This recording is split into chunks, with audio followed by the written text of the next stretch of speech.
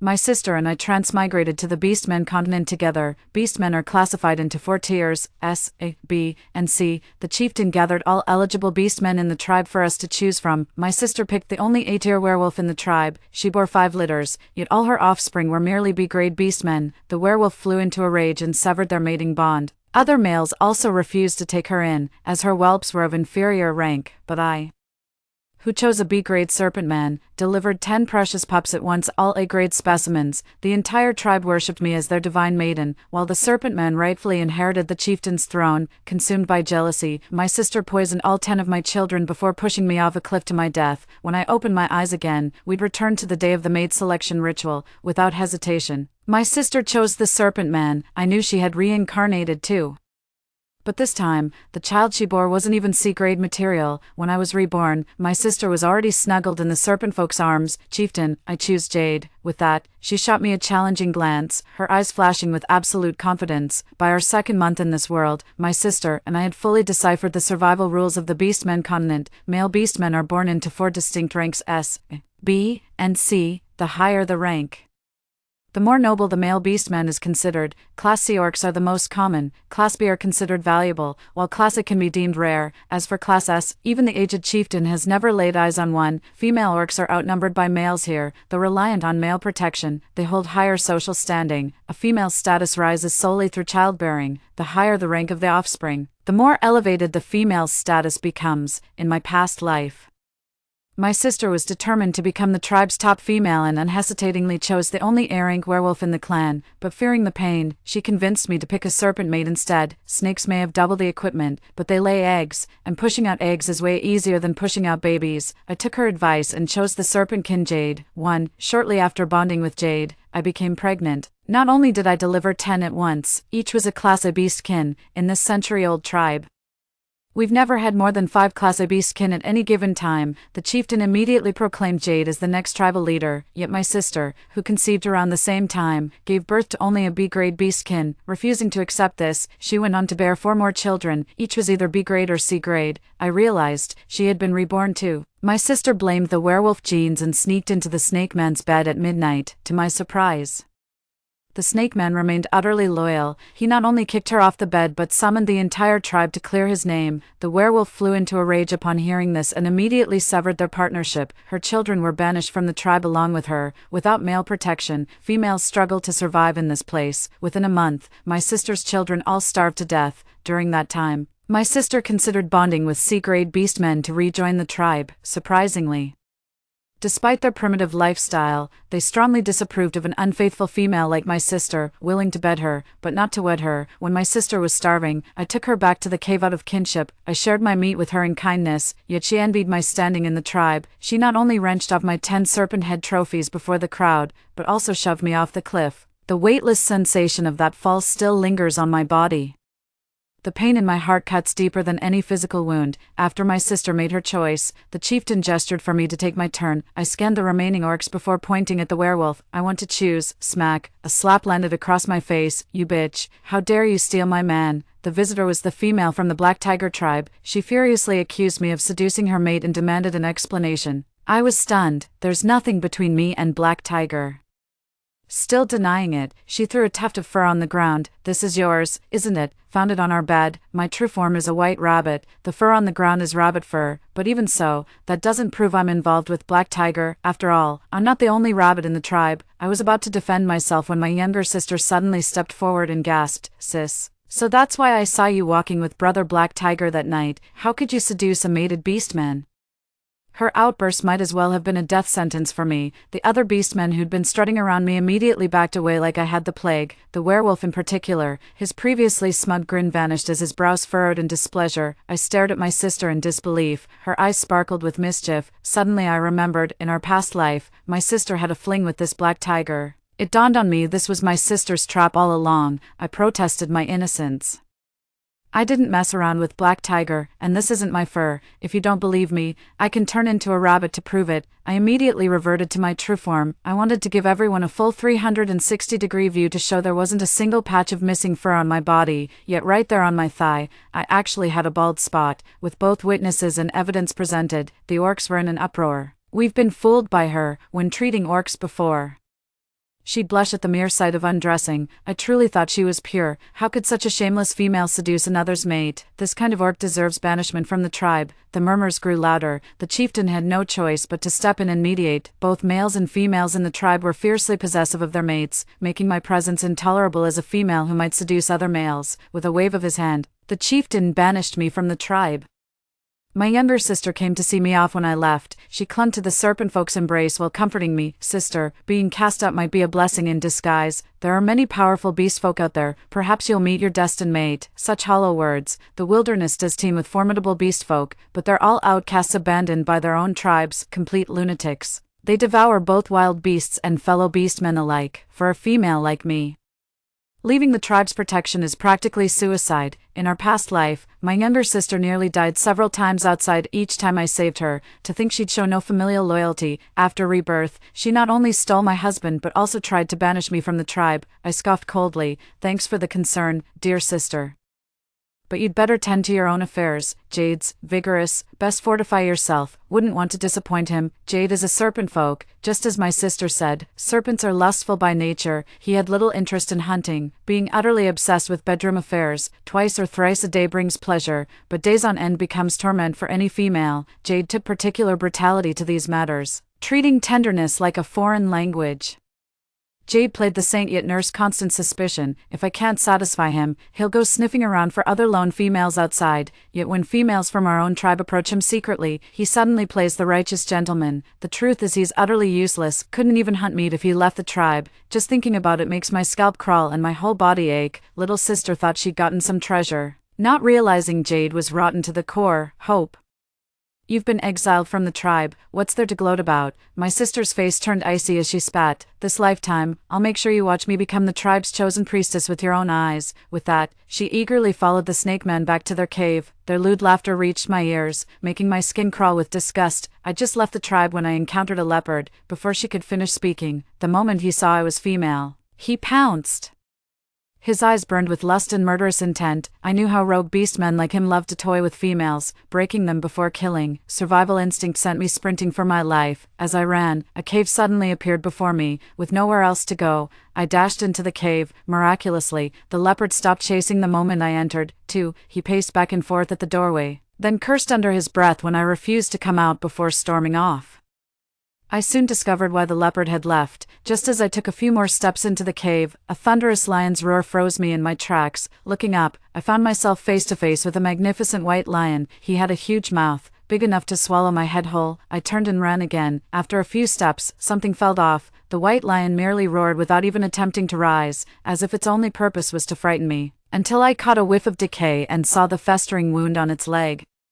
Only then did I realize this lion was injured. Steadying myself, I spoke up first. Hello, are you hurt? I can help with that. Would you let me stay? The white lion seemed to understand me. After sizing me up, it actually extended both hind legs toward me. The wounds were severe, crawling with clusters of white maggots, fighting back nausea. I carefully removed all the maggots, took out the medicinal powder from the bag. Before crossing over, I studied traditional Chinese medicine. After arriving, I became the tribe's shaman thanks to these skills. I've treated many beastfolk's injuries, yet when it mattered most, not a single soul spoke up for me. The thought of it chilled me to the bone. After tending to the white lion's wounds, the murderous aura around him instantly dissipated. It nuzzled against my clothes in gratitude. Just then, I heard its stomach growl twice. Must be injured and unable to move. Hasn't even eaten. I'll go find some food. Wait for me. With that, I turned to leave. He hooked me back with his paw. A massive tongue licked over my body. I knew this was his way of marking me, with his scent on me. Most predators wouldn't dare attack. Remembering the fleeing leopard, I realized this white lion must be high-ranking to command such intimidating presence. After leaving the cave, I didn't venture far, just gathered some wild berries nearby. Night had fallen by the time I returned. I pulled the tinder from my cloak and lit a fire. The white lion's eyes gleamed as it edged closer to the flames. I ended up staying in that cave from then on. During the day, I'd tend to the lion's wounds and venture out for water and food. At night he became my blanket and quilt as we slept together. This went on for nearly half a month. When I returned from another outing, the sight before me left me stunned. There lay a man with snow-white hair and golden pupils. A pair of lion ears twitched gently atop its head as it noticed me. "You're back." Its voice was even more melodious than I imagined. My heart raced as I blurted out, "Are you the white lion?" The white lion nodded. "My name is Leander," I smiled. "Hello, I'm Hope. Under my care, Leander has regained the ability to walk, though still unable to make sudden movements. Yet on our first hunt together, he showed me what true ferocity looked like. A wild boar, he bit clean through its neck in under a minute. That night, I finally tasted meat after what felt like ages. The sizzling pork belly filled the air with its mouth-watering aroma. With my mouth still greasy from eating, I asked Leander if he was an A-rank beastman given how formidable he was. Leander's eyes darkened as he replied, "No, I'm unranked. Every male beastman in this world has a rank. How could he possibly be ungraded, judging by his strength? Even the werewolves in our tribe wouldn't stand a chance against him." Leander shook his head, insisting he simply didn't have it. That's why the tribe saw him as a monster and cast him out as a child. The memory clearly pained Leander, his eyes clouded with sorrow as he spoke. Exiled from his tribe since childhood, he grew up without family or friends. Who knows how much hardship you've endured to become this strong? I patted his head gently. "It's all right now, you've got me, we'll be friends from now on." Leander suddenly flushed crimson. Another month passed, and Leander made a full recovery. Winter was approaching. To prepare for the harsh season, Leander and I worked from dawn till dusk every day. He hunted while I gathered wild berries and medicinal herbs. Each day brought bountiful harvests. Just when I thought life would continue peacefully like this, Leander went into heat. That morning I woke up late, and the moment I opened my eyes, I could feel Leander's burning body, with bloodshot eyes and ragged breath. He told me to stay in the cave for the next couple of days. He had to leave for something. But he'd barely taken 2 steps before his legs gave out and he collapsed. The fall revealed his prominent bulge. In that instant, everything became clear. Every orc has regular mating seasons. The beast within is stronger than human reason these days. Though he'd reached his limit, seeing me frozen in fear, he still comforted me. "Don't be afraid. I won't touch you. I'll take care of this myself." Restraint is a battle against one's own body. Veins bulged across Leander's scalp as a guttural growl escaped his throat. Seeing him like this, my heart ached. I stepped forward and crouched down. "Leander, do you despise me? What? How could I?" I cupped that face in my hands, and kissed it. I still felt a pang of fear when Leander's hand touched me. My experiences with Jade in this regard during my past life were far from pleasant. He was always rough. I never felt any pleasure, only what seemed like pure torture. Leander was so much stronger than Jade, and I feared he'd be the same way. I was mentally prepared, yet I felt no physical pain whatsoever. Leander's touch was as gentle as his fur, making me feel like I was floating on clouds. I lost track of how long I'd been lost in the moment before regaining awareness of the outside world. The snow had already begun to fall. With Leander around, I had the warmest winter. He'd keep the cave toasty warm, gathering firewood whenever we ran low. At night, he'd wrap me in his warm fur. Ever since that incident, he's been getting a bit too excited. One fleeting eye contact and I'd find myself pinned to the bed. Thankfully he's skilled. I never minded it one bit. So reckless, and without any protection, I soon realized something was different with my body. I checked my pulse. Sure enough, I was pregnant. When I broke the news to Leander, his eyes widened. A few seconds later, his ears and tail began wagging in unison. "Really?" His calloused hand caressed my belly. "Are you really carrying my little lion cub?" He lifted me high into the air. I laughed along with him. After learning about my pregnancy, Leander spoiled me rotten. He stayed by my side every single moment. He insisted on doing everything for me personally. Nestled in his warm embrace, memories of my past life came flooding back. Jade is a serpent folk, being cold-blooded.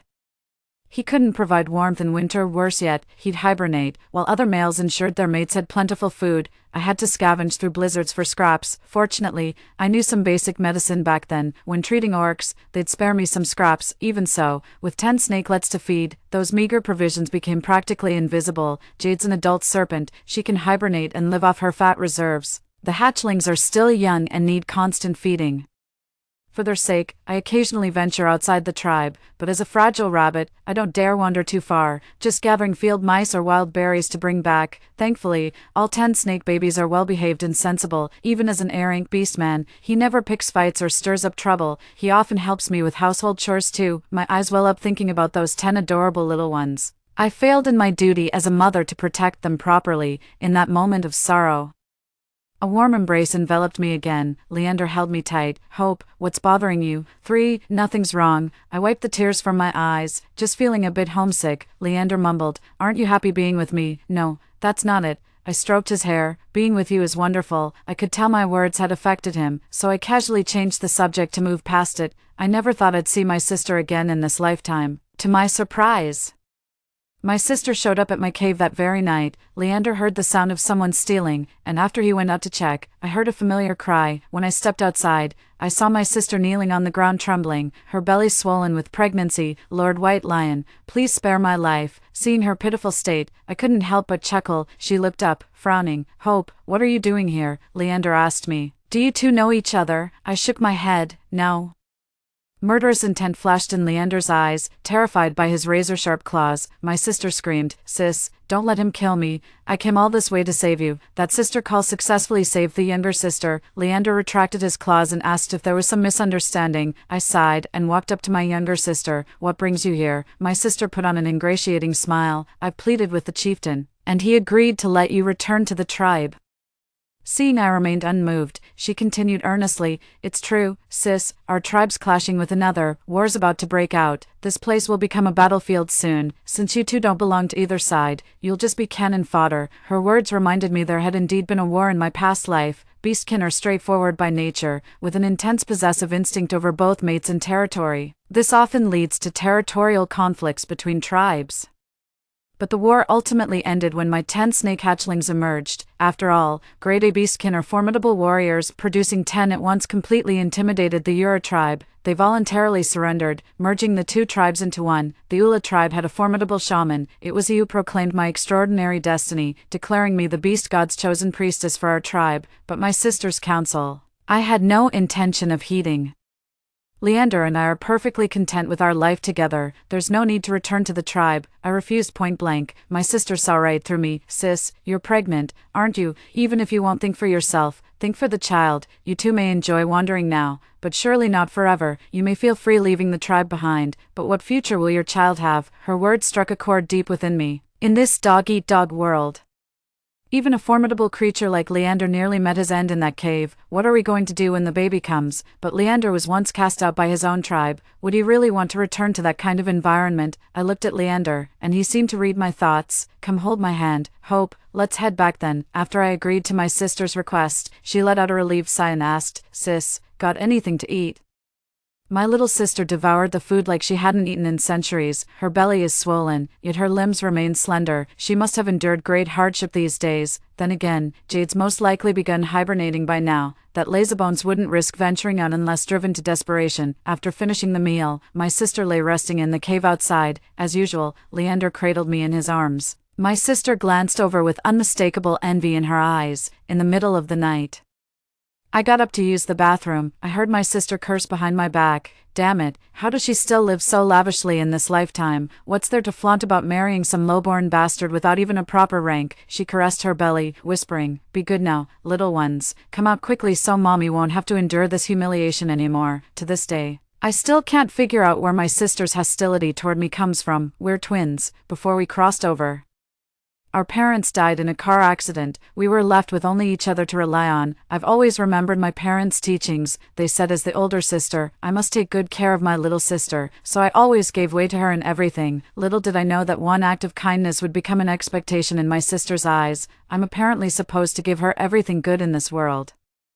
I might as well be her personal servant. I don't deserve anything nice. On my 3rd day back in the tribe, I finally understood why my sister went through such lengths to bring me home. Her due date was approaching, and she feared dying in childbirth. She wanted me to help deliver the baby safely. After all, in our past life, she had 5 pregnancies with 3 difficult deliveries, all of which I assisted.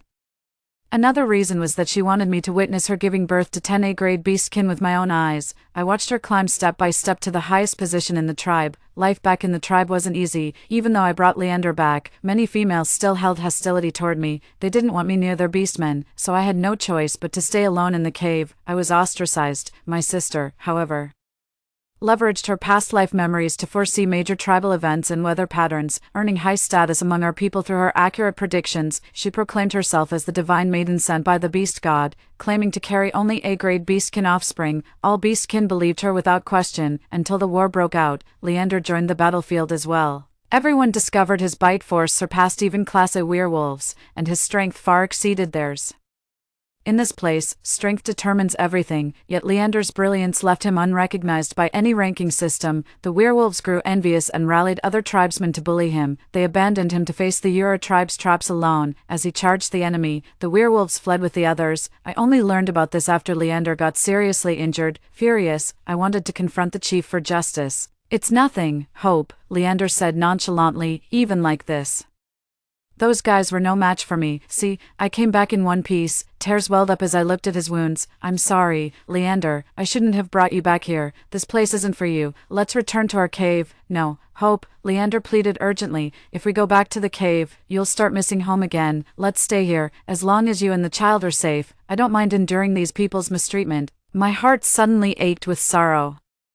I remembered the words we'd exchanged in the cave that day, so he treasured every word I'd ever said. When I said I missed home, he thought I meant the tribe. I shook my head. "You're my family now. Let's return to our cave and live our simple life together." Right after I convinced Leander to leave with me, before we could pack our things, a female came running with news. "Hope, go check on your sister immediately. She's going into labor." As I reached the entrance of my sister's cave, agonized screams pierced the air. I froze. Stepping inside, I was met with a pool of blood, an exact replay of her first traumatic childbirth in our past life. Back then, it was because the werewolf father's massive size resulted in an oversized baby. The baby's head got stuck in the birth canal, causing a difficult delivery, but snake people's eggs should be tiny and pass through easily. I soon discovered the reason. After helping my sister deliver 10 eggs, I was shocked to find more still inside.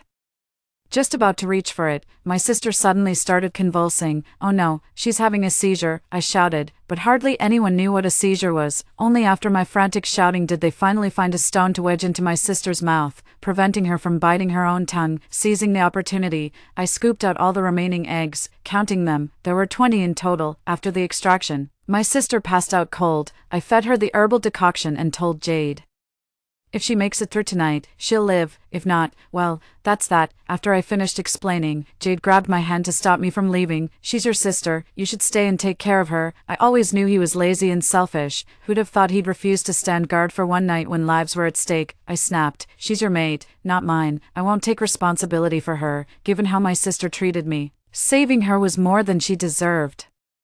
Emerging from my sister's cave, I felt a wave of exhaustion. Looking up, I saw Leander standing there. My heart ached for him instantly. "Why did you come? With such severe injuries, you should be resting in the cave." He pulled me into his arms completely. Every voice was hoarse. "Hope, let's stay here. We're not leaving." Just as I was about to ask why, I felt something wet on my shoulder. I dragged Leander back to the cave, but when I pressed him for answers, he only cried harder. Only then did I realize Leander had heard everything outside his sister's cave. He never knew childbirth could be such a terrifying ordeal for females. He was afraid to take me back, worried no one could save me if I went into labor. Tears welled up in my eyes. "Leander, not all births are as difficult as Athena's. Mine might be perfectly smooth." "Then I won't leave either," Leander insisted. "Even if there's just a 1% chance, I won't let you suffer." This incident hit Leander pretty hard. He was terrified something might happen during my delivery with no one to help, became insignificant within the tribe. He'd share the hunt's bounty with everyone. He'd just smile whenever someone bullied him. Free-spirited Leander only did such things for my sake. My heart swelled with bittersweet emotions. What cosmic luck brought such a magnificent male into my life? My younger sister woke up the next day. Snake eggs take time to hatch. My sister kept vigil over the eggs daily, dragging most of the tribe's beast folk to come see them. He claimed all 20-something of them were classed as serpent folk. Everyone thought she was eccentric, yet they wholeheartedly believed her due to her previous accurate prophecies. In no time, the younger sister's status rose even higher. The war ended abruptly because Leander fought too fiercely on the battlefield. The Ura tribe sent envoys to sue for peace, offering to merge with our tribe. Before negotiations concluded that day, their chieftain and shaman arrived together. Someone burst in excitedly shouting, "Chief, come quick, Jade's 20 snake eggs are hatching." At those words, all interest in territorial discussions vanished. Even the Ura tribe had heard about it. The Wua tribe had a priestess who gave birth to 20 elite serpent warriors. Everyone swarmed to the sisters' cave. By then, most of the tribal beast folk had arrived. The cave was packed to capacity.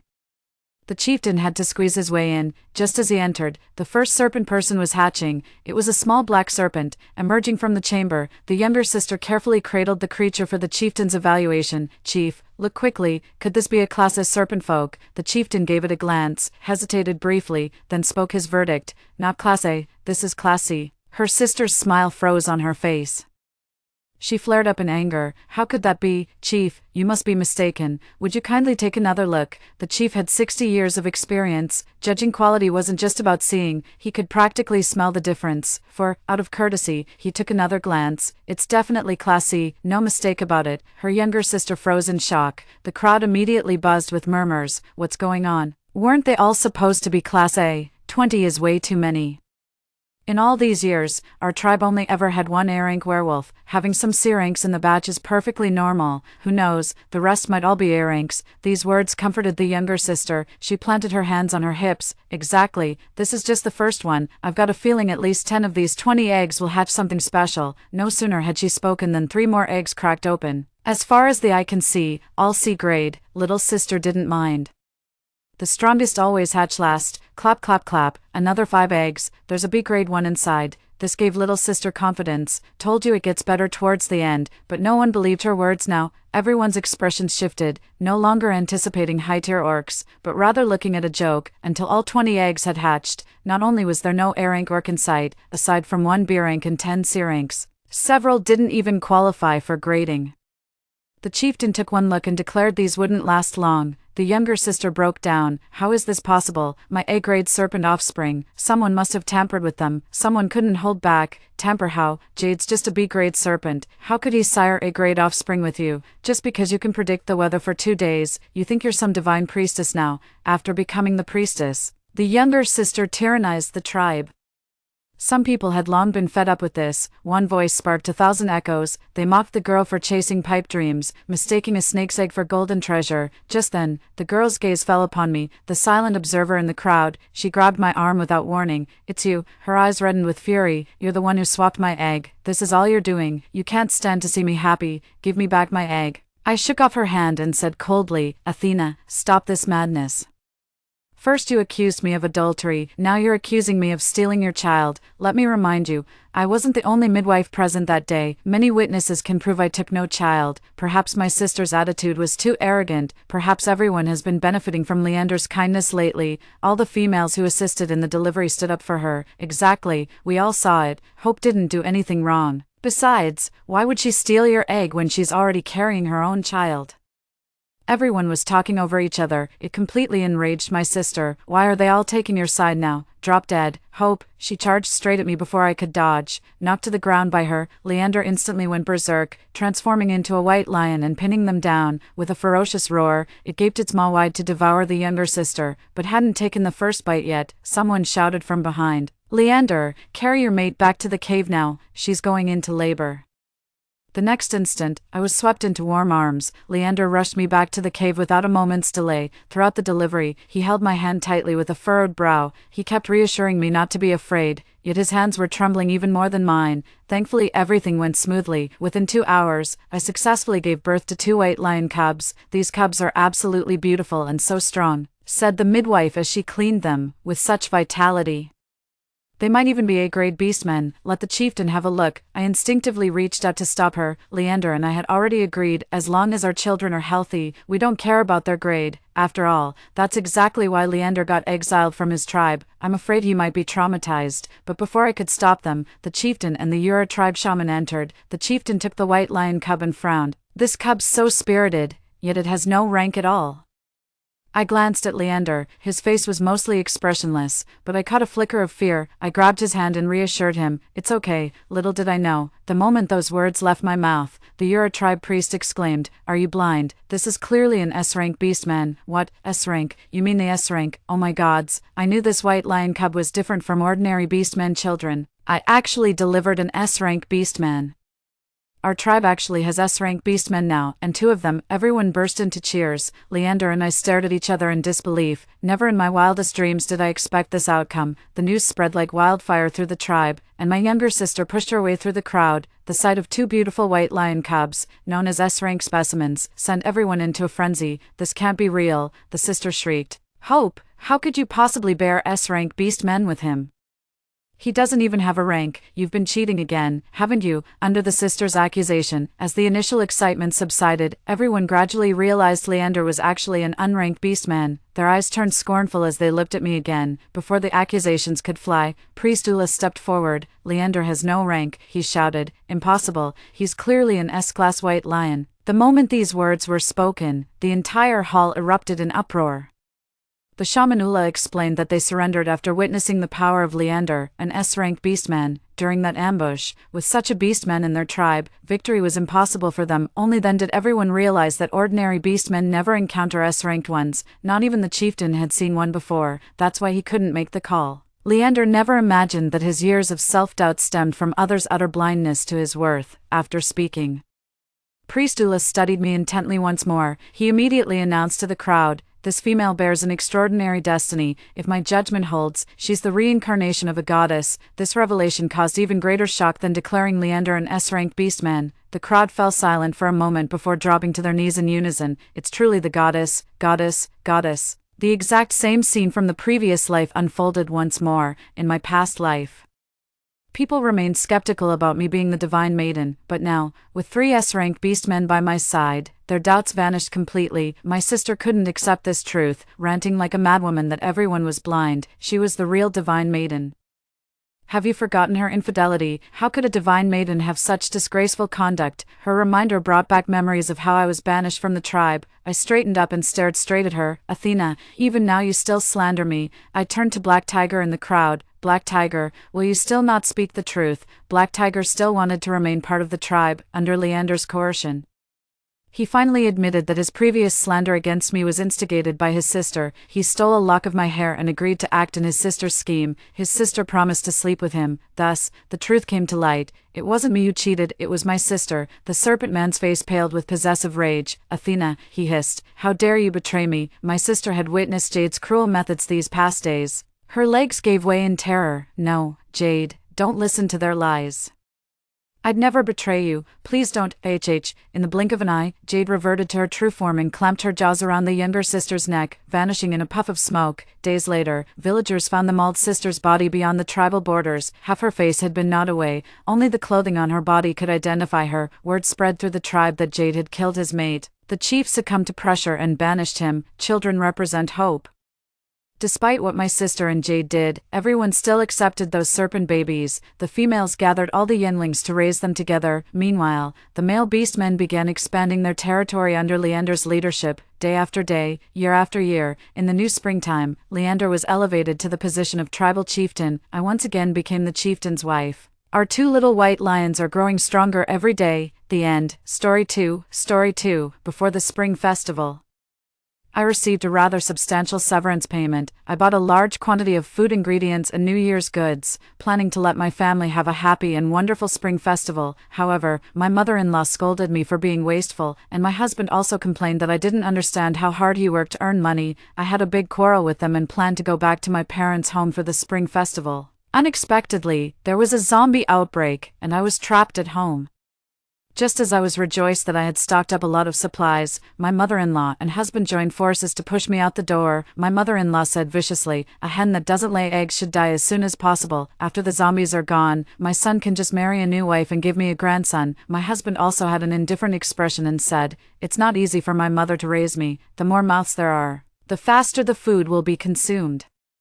I can find another wife if I lose you, but I only have one mother. Don't blame me. I was eaten alive by zombies in despair." However, my mother-in-law and husband managed to survive until the arrival of the National Rescue by relying on the New Year's goods I bought. When I opened my eyes again, I was back on the day when I went to buy the New Year's goods. 1. Those who eat for free don't understand how hard it is to earn money. My son works so hard outside, and all the money he earns is spent by you alone. You wasteful thing. In our time, a little bit of oil could be used to stir-fry 3 pots of dishes. You bought so many things. Are you reincarnated from a glutton? When my mother-in-law Gabriella's sharp voice rang in my ears, I realized that I had been reborn. The company's performance was not good, and it closed down at the end of the year, but it gave me a considerable severance payment.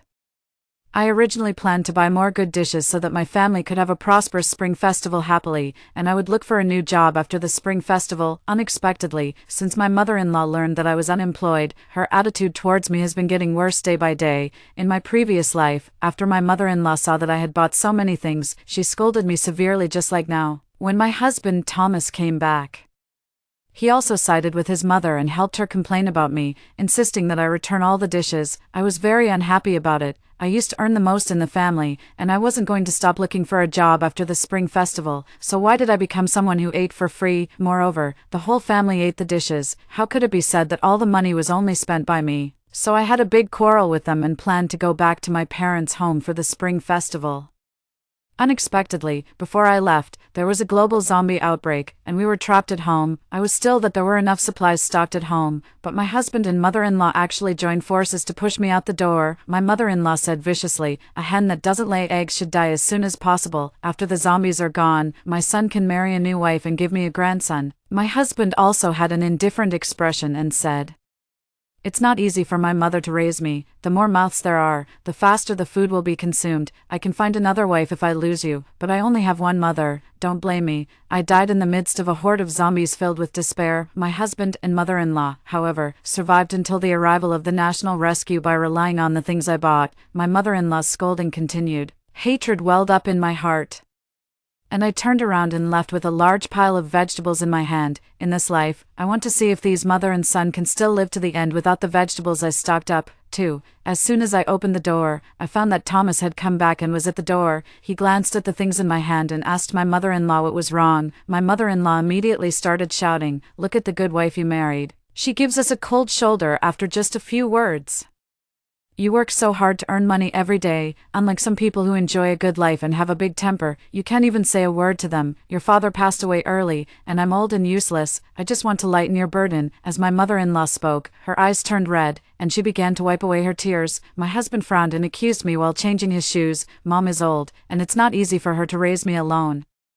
What's wrong with you as a daughter-in-law letting her say a few words?" "Don't." Before he could finish his sentence, I threw down the vegetables and slapped him hard in the face. The clear sound of the slap resounded throughout the living room, and both Thomas and Gabriella were stunned. I pointed at his nose and said, "Thomas, whoever's mother has it hard should make up for it. Don't talk nonsense to me here. Let me ask you, who bought the car in the family?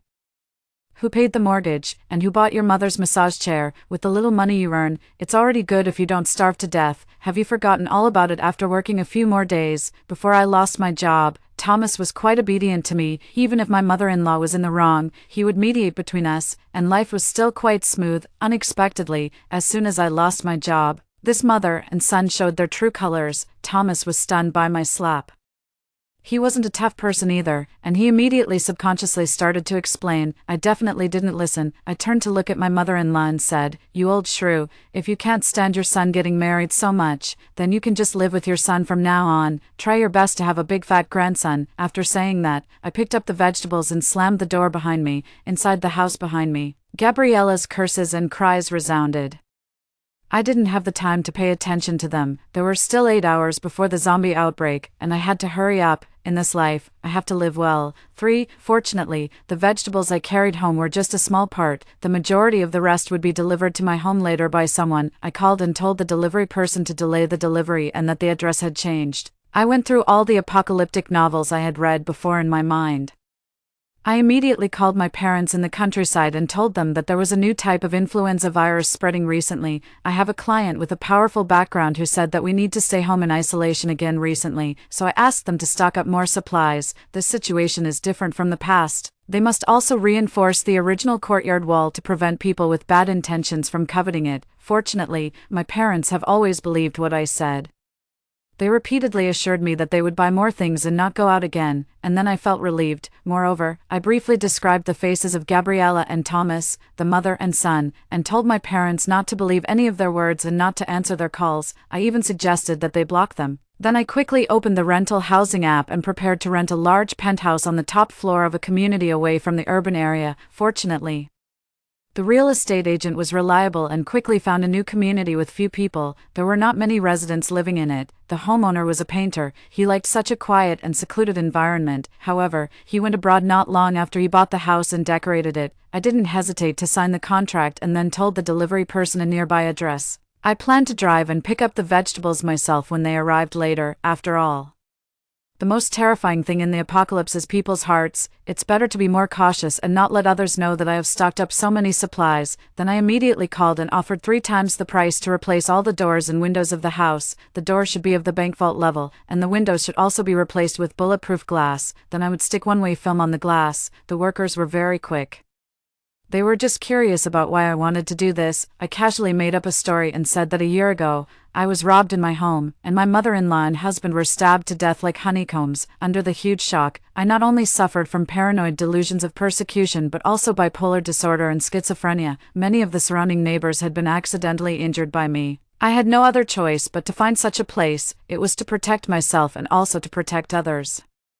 After hearing this, the workers didn't say anything and just accelerated their work speed. While keeping an eye on the renovation, I also placed many orders for things online through express delivery services, and they were all delivered to a place 3 kilometers away from the community. I don't know if it was the power of money or the effect of my made-up story, but the workers quickly finished the installation. Fortunately, the original owner of this house liked quietness, and the sound insulation of the house was very good. Otherwise, I would have to spend time installing sound insulation cotton, and I'm afraid it would be too late. Before leaving, I still felt a bit reluctant and reminded the workers that I heard there were a lot of people catching a cold recently, and it would be better for them to go home early and buy more things. It's not that I'm cold-hearted. When the order in the apocalypse collapses, the ugliness of human nature will be completely exposed. I'm not a savior, and I can only manage to protect myself. When the house was renovated, the supplies had already been delivered to the place I specified. I first drove out to buy other things and planned to bring the things back when it got dark. At the wholesale market, I bought 200 gin of flour,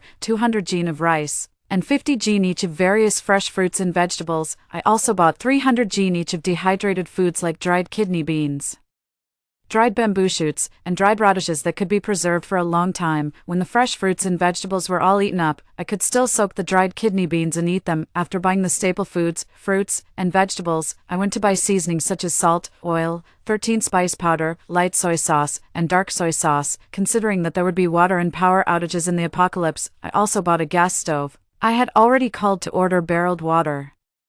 I also bought several huge buckets and planned to fill them with water after I got back. Then I would buy a water purifier. In case there was no water, it would be possible to purify rainwater or snow water. I also bought some seeds. When I went back later, I would dig some soil by the roadside and take it back. I remember that half a year after the outbreak of the apocalypse in my previous life, the National Rescue arrived. I have a small appetite, and with other things, if there are no accidents, it should be enough to last until the rescue arrives. However, for the sake of safety, in the end, I also bought some canned foods and compressed biscuits. They have a long shelf life and are easy to preserve. This is the final guarantee. If all the other things are eaten up, I can still survive for a long time relying on these compressed biscuits. I also went to a nearby hardware store to buy some self-defense items. Anyway, everyone bought a lot of things at the wholesale market, and my quantity was still relatively small. No one noticed anything unusual at all. I made trip after trip without stopping to transport these things back. Fortunately, the wholesale market wasn't far from the house I rented, so I didn't waste much time. After finishing all this, I went to a supermarket a bit farther away and bought a large quantity of toilet paper,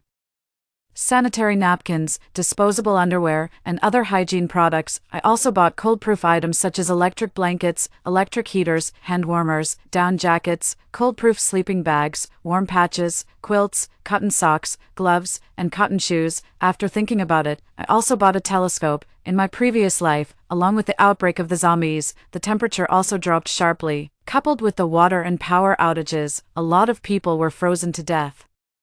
These electric heating items I bought could be used for a while before the power outage. After the power outage, I would have to rely on physical means to keep warm. There was no other way. I had also considered installing solar panels, but I gave up on the idea after thinking about it. On the one hand, there wasn't enough time. On the other hand, installing this kind of thing required approval from relevant departments, which was simply not realistic. Moreover, even if I installed it, It would be too noticeable and easily expose me, and then I would be targeted by people with ulterior motives. Fortunately, this was a new community. I observed that the surveillance cameras in the underground garage weren't turned on at all. When I was moving the supplies just now, I chose an elevator, covered my face, and in a moment of determination, I directly damaged the surveillance camera inside. In this way, I didn't have to worry about the community security guard seeing that I was stockpiling supplies. After finishing all this, it got dark. There were still 3 hours before the arrival of the apocalypse, and I quickly went to move back the things that had just been delivered to the door. I lived on the 23rd floor. The address of the barreled water was filled in as the 15th floor downstairs, which was unoccupied and wouldn't expose my location. There were only a few households in this building. Considering the load-bearing problem and the fact that I had bought a water purifier, I didn't order a lot of barreled water. Instead of going to the 15th floor to move the water first, I took advantage of the last more than an hour to drive to a nearby pharmacy and buy a lot of daily necessary medicines. I also bought alcohol, gauze, iodine, and various vitamins. On the way back, I conveniently packed 2 portions of grilled cold noodles, spicy hot pot, 5 gin of spicy boneless chicken feet, and a large cup of double-scoop ice cream black tea with tea jelly. The apocalypse was approaching, and I wanted to have a good meal for the last time. After I came back, there were still half an hour left. I took this time to move all the barreled water upstairs. After finishing everything, I took out the big lock I bought at the hardware store and locked the fire door. There was 1 elevator for each household here. After the power outage, the elevator would stop running, and the safety door was the only passage that could lead upstairs. In this way, I had 1 more layer of protection before entering the door. After thinking about it, I also moved the 2 fire extinguishers in the corridor into the house in case of a fire. After finishing all the things, I opened my phone and saw that it was 9:15 p.m. There were still 5 minutes before the zombie outbreak. I had only sent messages to communicate with my parents on the way. Now I called them one last time to confirm that all the things that should be bought had been bought, and the courtyard had also been simply reinforced. Only then did I feel relieved. By this time, I was too tired to have an appetite. I took a few bites casually, put the things on the coffee table, and lay on the sofa exhausted, with my whole head buzzing, but looking at the supplies all over the house. I felt an indescribable sense of steadiness and security in my heart. Just then, my phone rang. It was Thomas calling, for, as soon as I answered the phone, Thomas's deafening shout came out from the receiver. "Lauren, where the hell have you been? Who are you flirting with outside? Come back quickly. Mom and I have been hungry for a whole day, and you still haven't come back to cook. You don't have a job now. Do you really want to just mooch off us at home?" While Thomas was saying these words, there came the sound of Gabriella's instigation from the side. She whispered, "That's right, son. Just say it like that. You're a big man. Are you really afraid of her?" After hearing this, I sneered and said, "Thomas, if you listen to your mother so much, then what's the point of getting married? It would be better if you and your mother digest each other internally and produce and sell yourselves, you idiot." I just happened to have installed a surveillance camera at home. I wanted to see what these 2 people would do after the zombie outbreak when they really had no supplies. Was the affection between the mother and son deeper, or was the inferiority of human nature more dominant? After scolding, I didn't hesitate to hang up the phone. Almost at the same time, a scream came from the open window. I immediately went over and closed the window, and then took out the telescope to observe. I saw that on the road outside the community, many cars had crashed into each other, causing a large chain reaction of rear-end collisions, and the cars were smoking. There were many people staggering and rushing towards the people next to them in an extremely strange and twisted posture. Their faces were ashen gray, with no black pupils at all. Their features were decaying, and pus and blood oozed from their bodies. As soon as they saw someone, they would bite. One of them tore off the thigh of a person beside them and started chewing it vigorously. Blood splattered everywhere. I nervously swallowed my saliva. The zombie outbreak had occurred. Even though I had witnessed it in my previous life, my stomach still churned, and I couldn't hold back the urge to vomit. I rushed to the bathroom and threw up. I wasn't sure if it was due to exhaustion, the fear from my past life, or the recent nausea, but I was shivering all over. I haphazardly wrapped myself in a quilt and lay down on the sofa. Before long, I lost consciousness. When I woke up again, I realized that my head felt heavy and my whole body ached and was weak. I took my temperature with a thermometer, and as expected, I had a fever. I rummaged through a large pile of medicine, took out an ibuprofen tablet and swallowed it, and then drank a lot of hot water. After wrapping myself in a thick quilt, I leaned against the sofa and started looking at my phone. Apart from the messages from my parents asking about my safety and their missed calls, all the other messages were from Thomas. "Lauren, where the hell have you gone? If you dare to fool around outside and cheat on me, if I find out, I'll beat you to death. Come back and apologize to my mom. You're so uneducated. Didn't your mother teach you to respect your elders? Mom and I are hungry. If you come back now and buy some ready-made food and 2 boxes of cherries to show your respect to Mom, I'll reluctantly forgive you. The last message was, damn it, what's going on outside? Lauren, where are the things you bought? Who let you take the things away? Are you trying to kill me and Mom on purpose? I read the messages but didn't reply. I opened my phone and sent messages to my parents to let them know I was safe, but Thomas and Gabriella kept bombarding my phone, so I directly set them to do not disturb. There were surveillance cameras installed at home. I just opened the media app to check on the status of Gabriella and Thomas. There were piles of supplies beside the two of them, like a small hill, and Thomas was carefully distributing them. He said, Mom, we're safe now. If we're frugal with our food, we should be able to wait until the rescue arrives. Gabriella snorted coldly. That woman who can't have children is somewhat useful after all. She left us so much food. It's a good thing she's not here, otherwise I'd throw her out to feed the zombies. It would be best if she died outside, then you could marry a new wife. Gabriella raised her chin, looking mean and sarcastic. I usually have the habit of stockpiling supplies. In this life, I didn't have the supplies transported to my house, but there were still quite a lot of things left at home. If we were thrifty, we could hold on for another month or two. I sneered as I looked at the surveillance footage.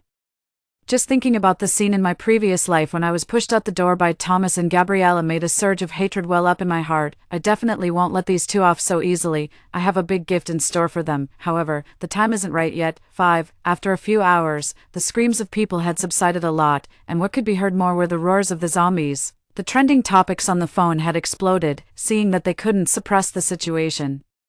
The government simply announced the zombie outbreak and told everyone to stay in quarantine at home and wait for rescue. I put down my phone, picked up a pair of binoculars, and started observing. Our residential area has a low occupancy rate, and it's located in the suburbs, far away from the crowds. There aren't many zombies downstairs, however, on the road further away, dozens of zombies were wandering aimlessly after losing their human targets. Occasionally, a passing bird could catch their attention and cause a commotion. Just like in my previous life and in the Doomsday novels, zombies are attracted to light and are sensitive to sound. After observing for a while, I boiled some hot water and poured myself a cup. I also put the food that I didn't finish last night into the microwave to heat it up. In an instant, the room was filled with a delicious aroma. I was tired from yesterday and had sweated a lot due to my illness.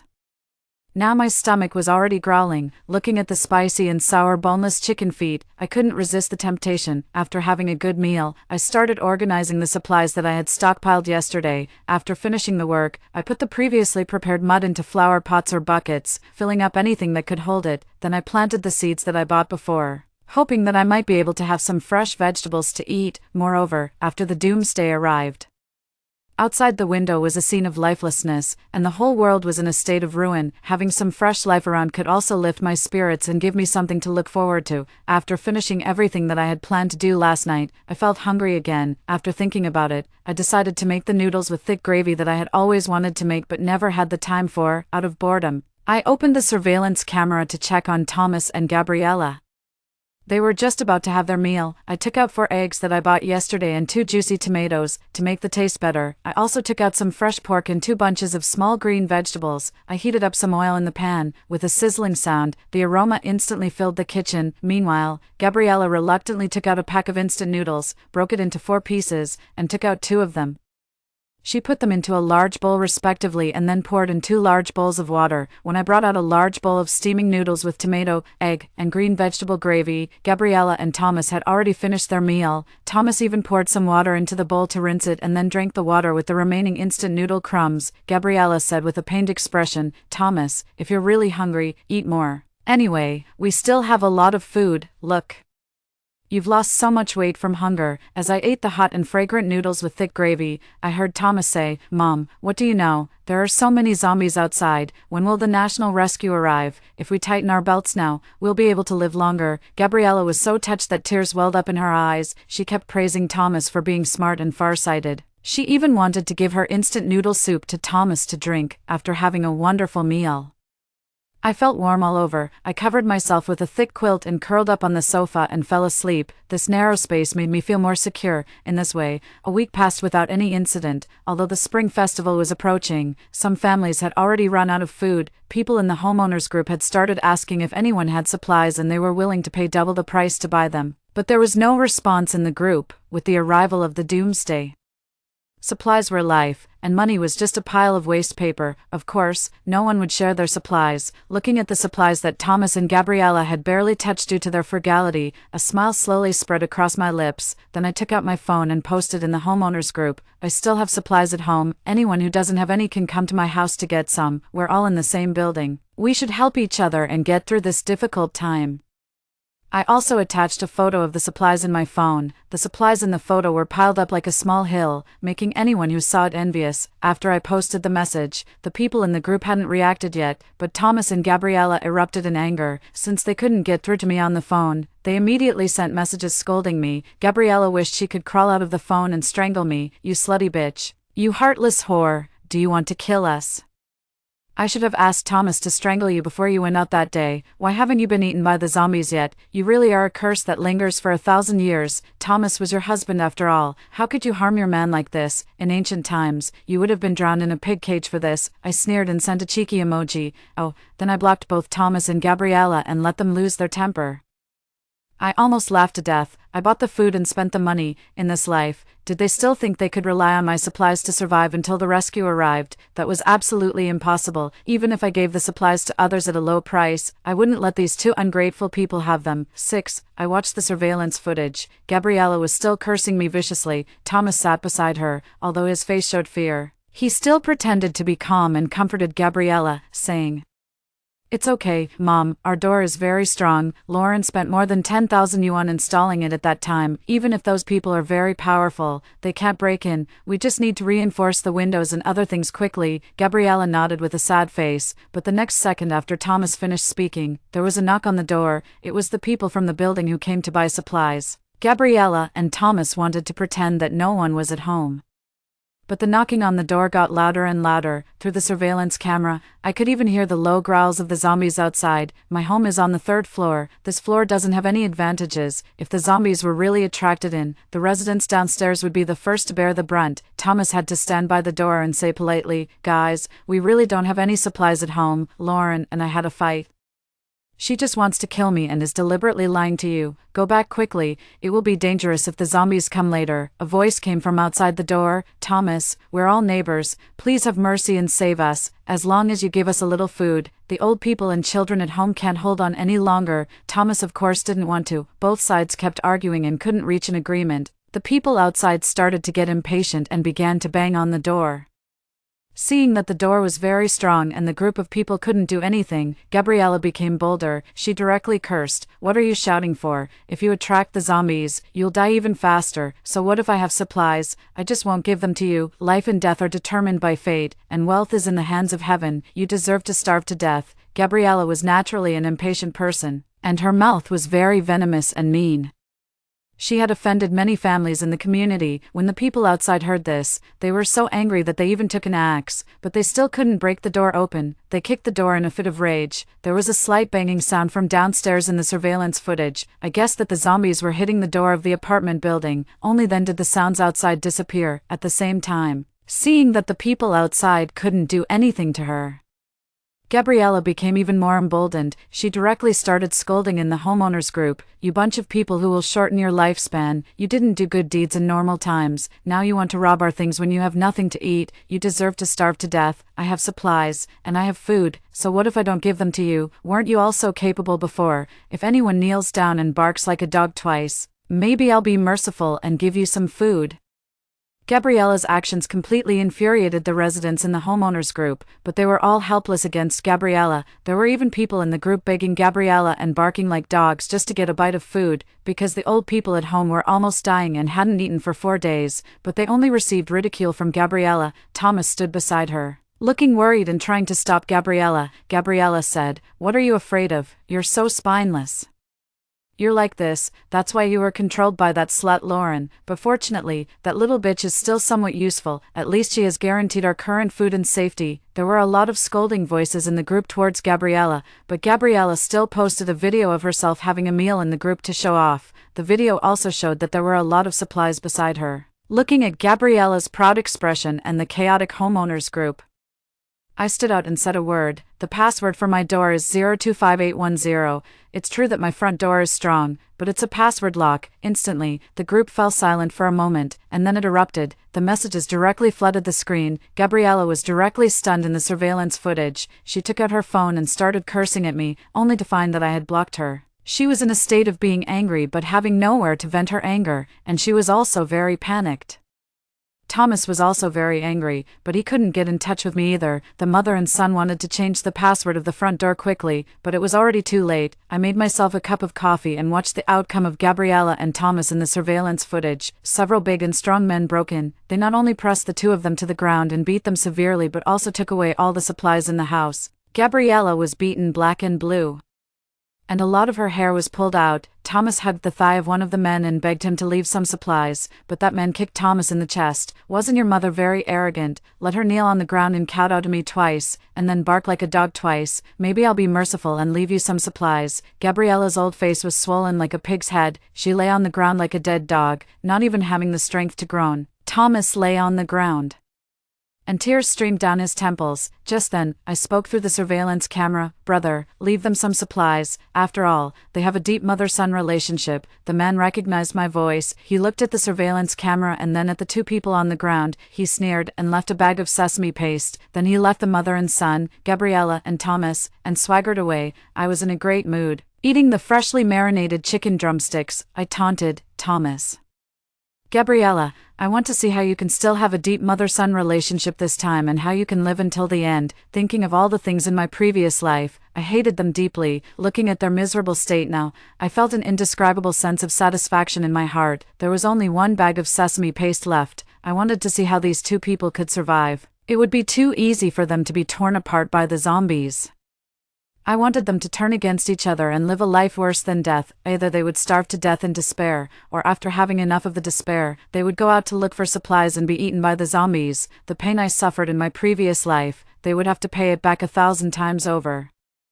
Only then did the two of them remember that there were surveillance cameras at home. Thomas went crazy and stood up and smashed the surveillance camera. He was still shouting that I was a venomous woman. I sneered in my heart. To deal with people like Thomas and Gabriella, one had to act like a venomous woman. The screen went black, but unexpectedly, I could still hear the sound. I was delighted. Well, products made by Xiaomi are really different. 7. On the 10th day of the doomsday, it snowed heavily. Fortunately, the water and electricity hadn't been cut off yet. I turned on all the electric heaters and electric blankets that I had bought in advance and put on the down jacket that I had been reluctant to buy before. It was so warm in the room that my back was sweating. Tomorrow would be the new year. Thinking that I didn't live to this time in my previous life, I had a strange feeling in my heart. The kitchen was too cold to enter. Moreover, the sound of the range hood was too loud. And the zombies seemed to have evolved. Their hearing was even more acute, so I didn't dare to cook. So I turned on the induction cooker that I had bought before in the living room and stewed apples, longans, red dates, and fermented glutinous rice into a hot soup. After drinking it, I felt even warmer all over. Then I let the dough that I had prepared in advance rise beside the electric heater. On the first day of the Lunar New Year, it's our local custom to eat dumplings. Since I had nothing else to do anyway, I decided to make some dumplings completely by hand. I rummaged through the supplies again, took out the ingredients for the dishes I was going to cook the next day, and prepared them in advance. After finishing all these last night, I turned on my phone, and sounds came from the black screen of the surveillance camera. Thomas began to show disgust towards Gabriella. Not only did he swear at her, but there were also sounds of slapping her in the face.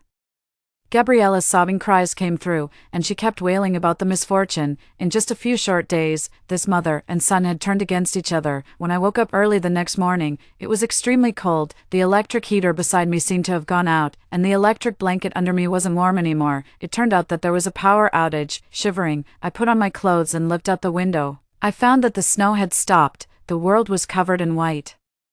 And the whole world seemed brighter. The snow was so deep that it had already covered the heads of the zombies. They seemed to be frozen stiff, standing there motionless, while some were moving slowly. In my previous life, I was bitten to death by zombies right at the beginning of the apocalypse. It was also because of my resentment that I managed to hold on until the end. I only vaguely knew that the national rescue had arrived. I didn't know much about the other details.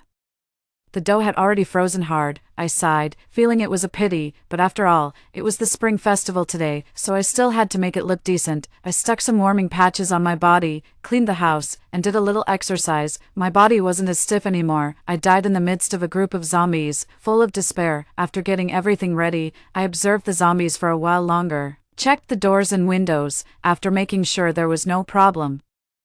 I sat on the bed and read a novel that I had downloaded in advance for a while. When it was evening, I turned on the camping stove and stir-fried the dishes that I had prepared the day before. Since it was all just for one person, the operation was very simple. During the break of stir-frying, I took out a box of self-heating rice and cooked it. When everything was ready, I took a photo. There was a power outage and the internet was also cut off, fortunately.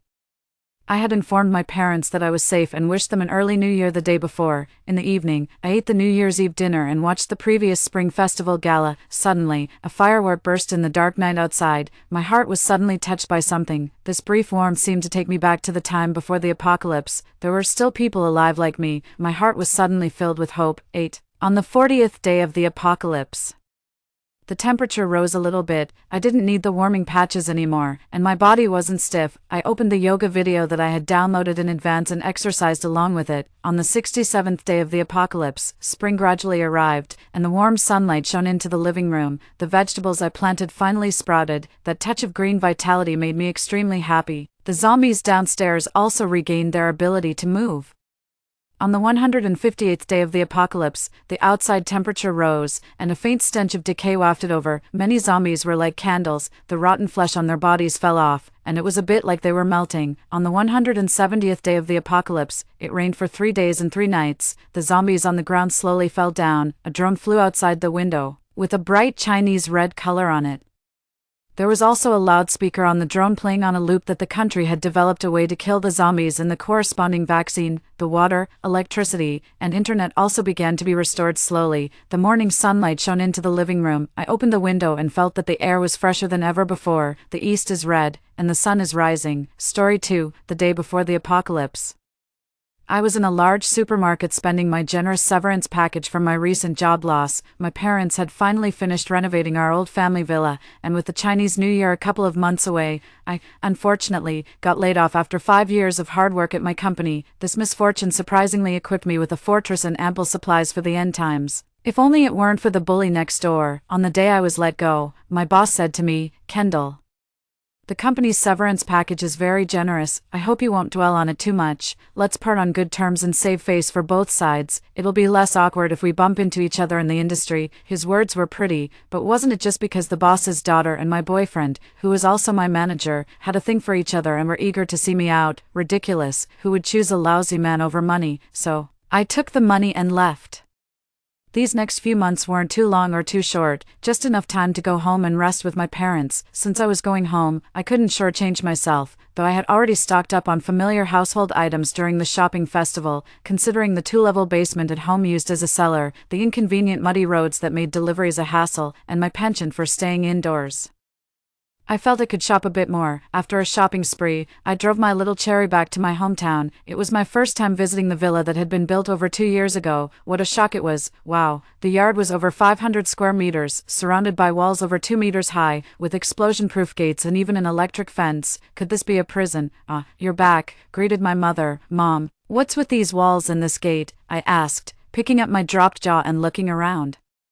The front yard was neatly arranged with 5 or 6 vegetable patches lush with greens, and there was a small fish pond in the southeast corner with several tilapias swimming around. It's all because of that jerk Hugo next door. Hugo and his wife, both over 50, had a son named Hunter. They spoiled him rotten, and the young boy had already been in juvenile detention a few times. I was often bullied by him during my childhood, especially after starting middle school. As I grew up, He would whistle and follow me every time I went home, forcing my dad to pick me up early from school. After he was sentenced to 5 years for assault, I was finally free from him. Just thinking about his malicious gaze still sends shivers down my spine. That jerk climbed over the wall one day and tried to break into your dad's safe. Fortunately, the house had just been renovated and we hadn't bought much furniture yet, and the safe was just a cheap one given by the renovation company. So it was empty. The night we stayed at your Uncle G's place in the city, we came back the next day to find the house trashed. That jerk, failing to find any money, smashed all our windows. Your dad and I went to report it to the police, but that jerk had already run away. The local police know him well but can't do much about him. He was previously sentenced for a few years, but he hasn't changed at all. Hugo's parents are shameless, even coming to our doorstep to curse us, blaming us for driving their son away. Your dad was so angry he couldn't sleep for days. Mom continued as she led me into the house. Finally, your dad and I decided if we can't confront them, we can at least avoid them. So we raised the walls higher, installed an electric fence, and replaced the gate with the sturdiest one available. The contractor said that only a lot of explosives could break it. Even the windows have been replaced with bulletproof glass. We heard Hugo fled to Southeast Asia, where it's chaotic and war-torn, and guns are rampant. Who knows if that jerk might secretly get a gun and come back. In recent years, our family has been doing well, and many are envious. Listening to this, I felt tears welling up in my eyes. I had been so busy working away from home that I had neglected my parents far too much. Mom, why didn't you tell me about something so serious? I would have brought you guys to the city the moment I knew that scoundrel was released. Wherever he goes, trouble follows. How's Dad? Is he feeling any better? I didn't see him at home. He's been fine for a while now. Your dad and I are both farmers, tough as old boots. Even if we feel under the weather, we get over it in a few days. Your dad left early this morning to pick up an old friend who's coming over. It's your Uncle Lee. Poor man.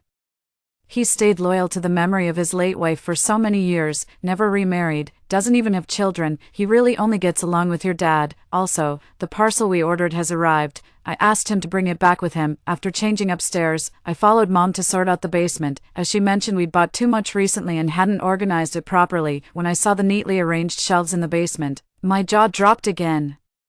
The shelves were packed tightly with large packages of grains, oils, rice, noodles, and various household supplies like toilet paper, toothpaste, toothbrushes, shampoo, shower gel, and even the sanitary pads I usually use took up an entire shelf. In the corners, there were several large freezers, and the floor was covered with piles of unopened parcels. Mom, why did you buy so much? There was a sale online a couple of months ago, much cheaper than buying from the stores downtown.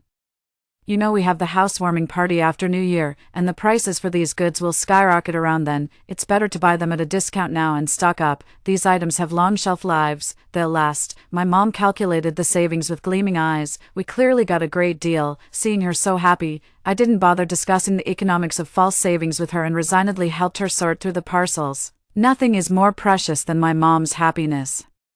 When she's happy, the whole family is happy. We kept busy sorting things out until noon, and by then, I was so tired I could barely straighten my back. While opening parcels is usually fun, doing it for 3 or 4 hours straight is quite painful. Fortunately, the basement was equipped with air conditioning and a ventilation system, so it wasn't too uncomfortable. After lunch, Dad still hadn't returned, so Mom decided to take me to clean the second basement level. That's when I noticed all the external units of our air conditioners were installed there. Mom explained that they used to be outside, but our neighbor Hugo had cut the wires several times, complaining that the noise was too disturbing. He insisted that we couldn't install them outside. Between the lines, it was clear they wanted some sort of compensation for their mental anguish, otherwise, these AC units wouldn't be installed. These are minor issues. His family is all ruffians.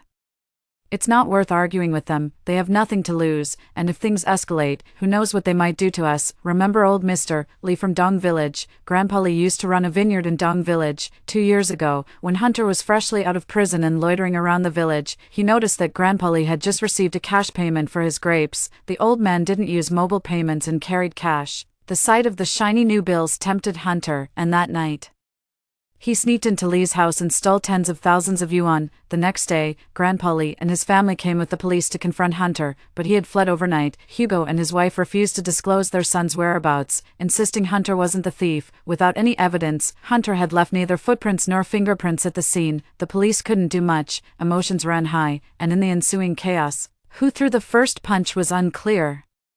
But Hugo ended up in the hospital with a few bruises to his chest. Although the injuries were minor, Hugo used this as leverage to extort money and goods from the Lee family for years. Only early last year, when Grandpa Lee's health truly deteriorated, did he sell his vineyard and went traveling. Hugo wanted to continue causing trouble. But Lee's younger son, tired of the extortion, resigned from his public service job to start a business, and Hugo finally backed down. 5. These recent events really made your father and me think. Over the past few years, we've leased out all our land except for the orchard on the back hill. Your dad and I are planning to travel around since you're working in the city and no one's at home. The external unit of the air conditioner being mounted on the outside wall is a potential hazard. Who knows if Hunter, when he's out of money, might dismantle it to sell, and what if it falls while he's taking it down? Anyway, there's room in the basement. I've installed separate ventilation and soundproofing there. It's even better than the upstairs soundproofing, so it won't disturb us. A small expense to avoid a big problem. The second basement level doesn't have air conditioning, only a ventilation system. So we didn't store any food there. Just some of my dad's tools and farming equipment. There weren't many things, and we didn't tidy up much. My mom saw it was about time to cook, so she went to prepare food, and I went upstairs to comfortably soak in a bath. After I was all settled, I took out my phone to watch some videos but instead saw a glaring headline on a video sharing platform: Zombie Siege. The apocalypse has arrived. A virus resembling that of zombies is spreading in our city. Please be cautious and avoid going out unless absolutely necessary. This morning, a person suspected of having rabies bit several people in a busy district. Duty officers and several civilians subdued him, and the injured have been taken to the hospital, one after another. Videos of bloody, terrifying zombie attacks filled my screen, making me think, it's December, not April Fools. When I opened WeChat, the residents' group chat of our neighborhood was in uproar. I heard that a rabies-infected person bit someone on the pedestrian street. It took an officer and 4 or 5 strong men nearly couldn't hold him down. Look at the entrance of our complex. Isn't that the owner from Building 6? His arm is so badly injured. Why isn't he going to the hospital to get it bandaged? Oh dear, there's so much blood. That's a zombie. The owner from Building 6 has turned. He just bit the security guard at the gate. Everyone get home. Don't go out. Message after message, video after video. I had no choice but to believe it. The apocalypse was really here. 6. I was thinking about calling my dad to ask him to come back when I heard the engine of the old Jean Bay van. I turned around to see my dad hadn't even turned off the car engine and was frantically closing the gate. Dad also looked back and called out, "Kendall, come help Daddy close the gate. It's dangerous outside. There are zombies biting people." Dad ranted and raved for a while.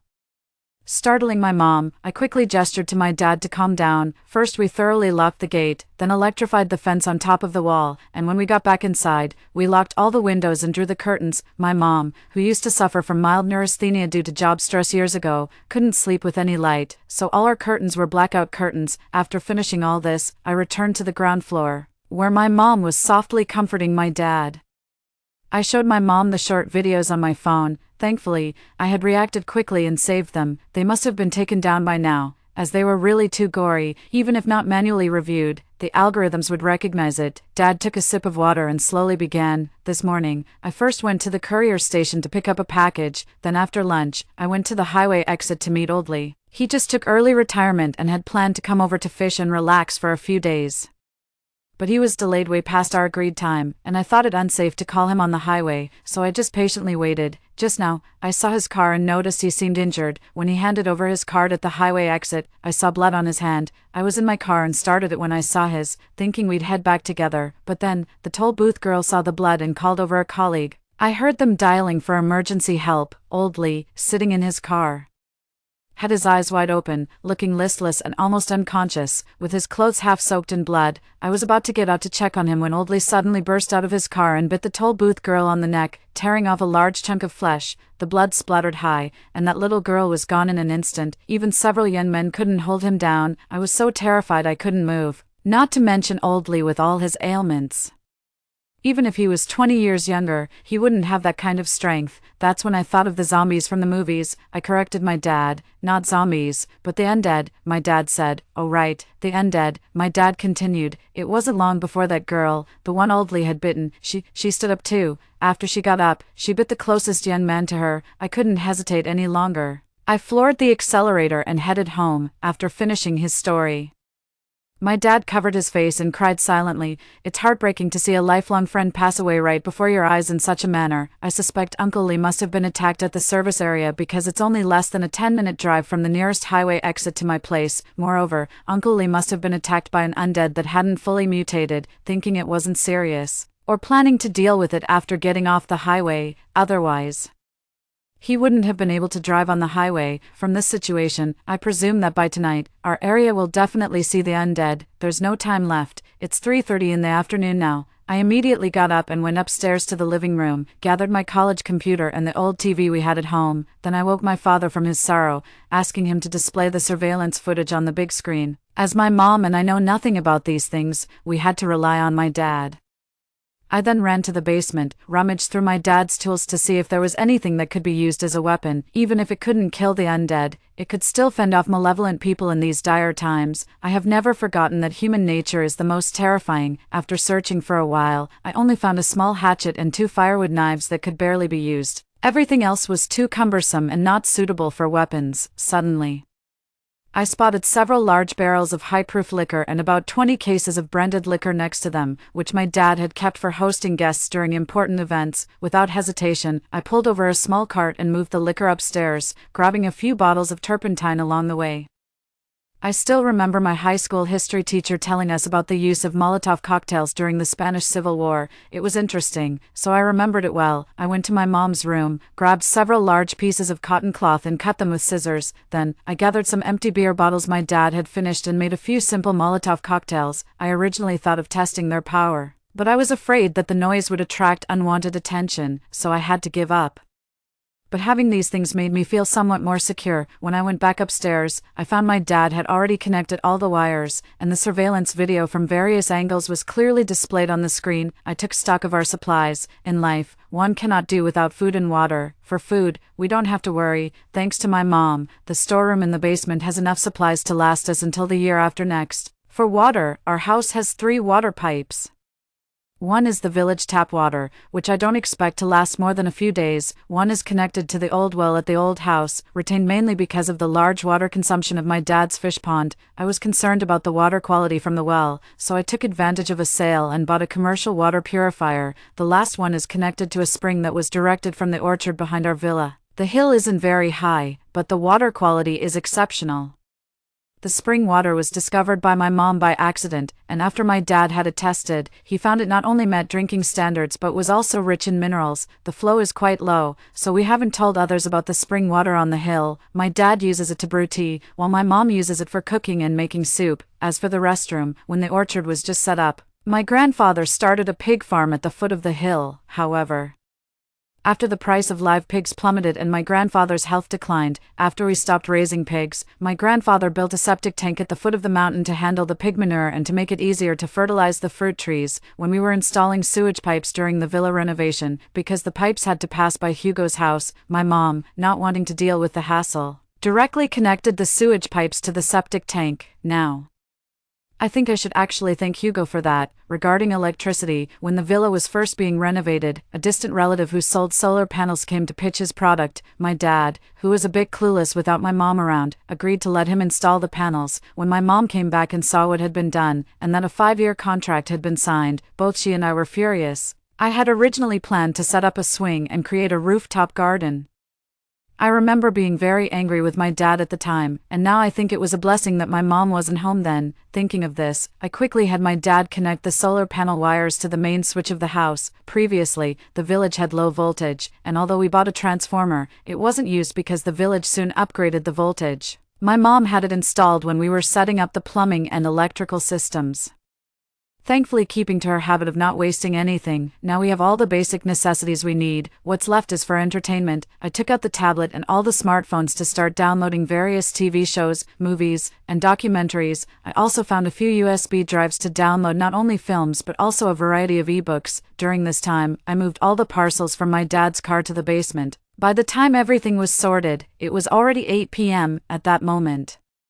Standing in the yard listening to screams and shouts coming from the village, I felt utterly calm inside. Our family, with my mom not in good health and my dad getting older, can only rely on me, and I'm no miraculous savior. I'm just an ordinary person. All I want is to strive to survive with my family. I turned back, entered the house, and shut the door, cutting off all outside noise. After a distracted dinner, we sat in the living room on the second floor, watching the surveillance videos. Our house is somewhat secluded, set back a bit from the main road, and so far, no zombies had appeared. Hugo, the old man living nearest to us, had gone out to check the noises, returned pale and panicked, and quickly locked himself in his home. We don't really have any close relatives to contact. Both my parents were only children, and I'm their only child. All my grandparents had passed away long ago.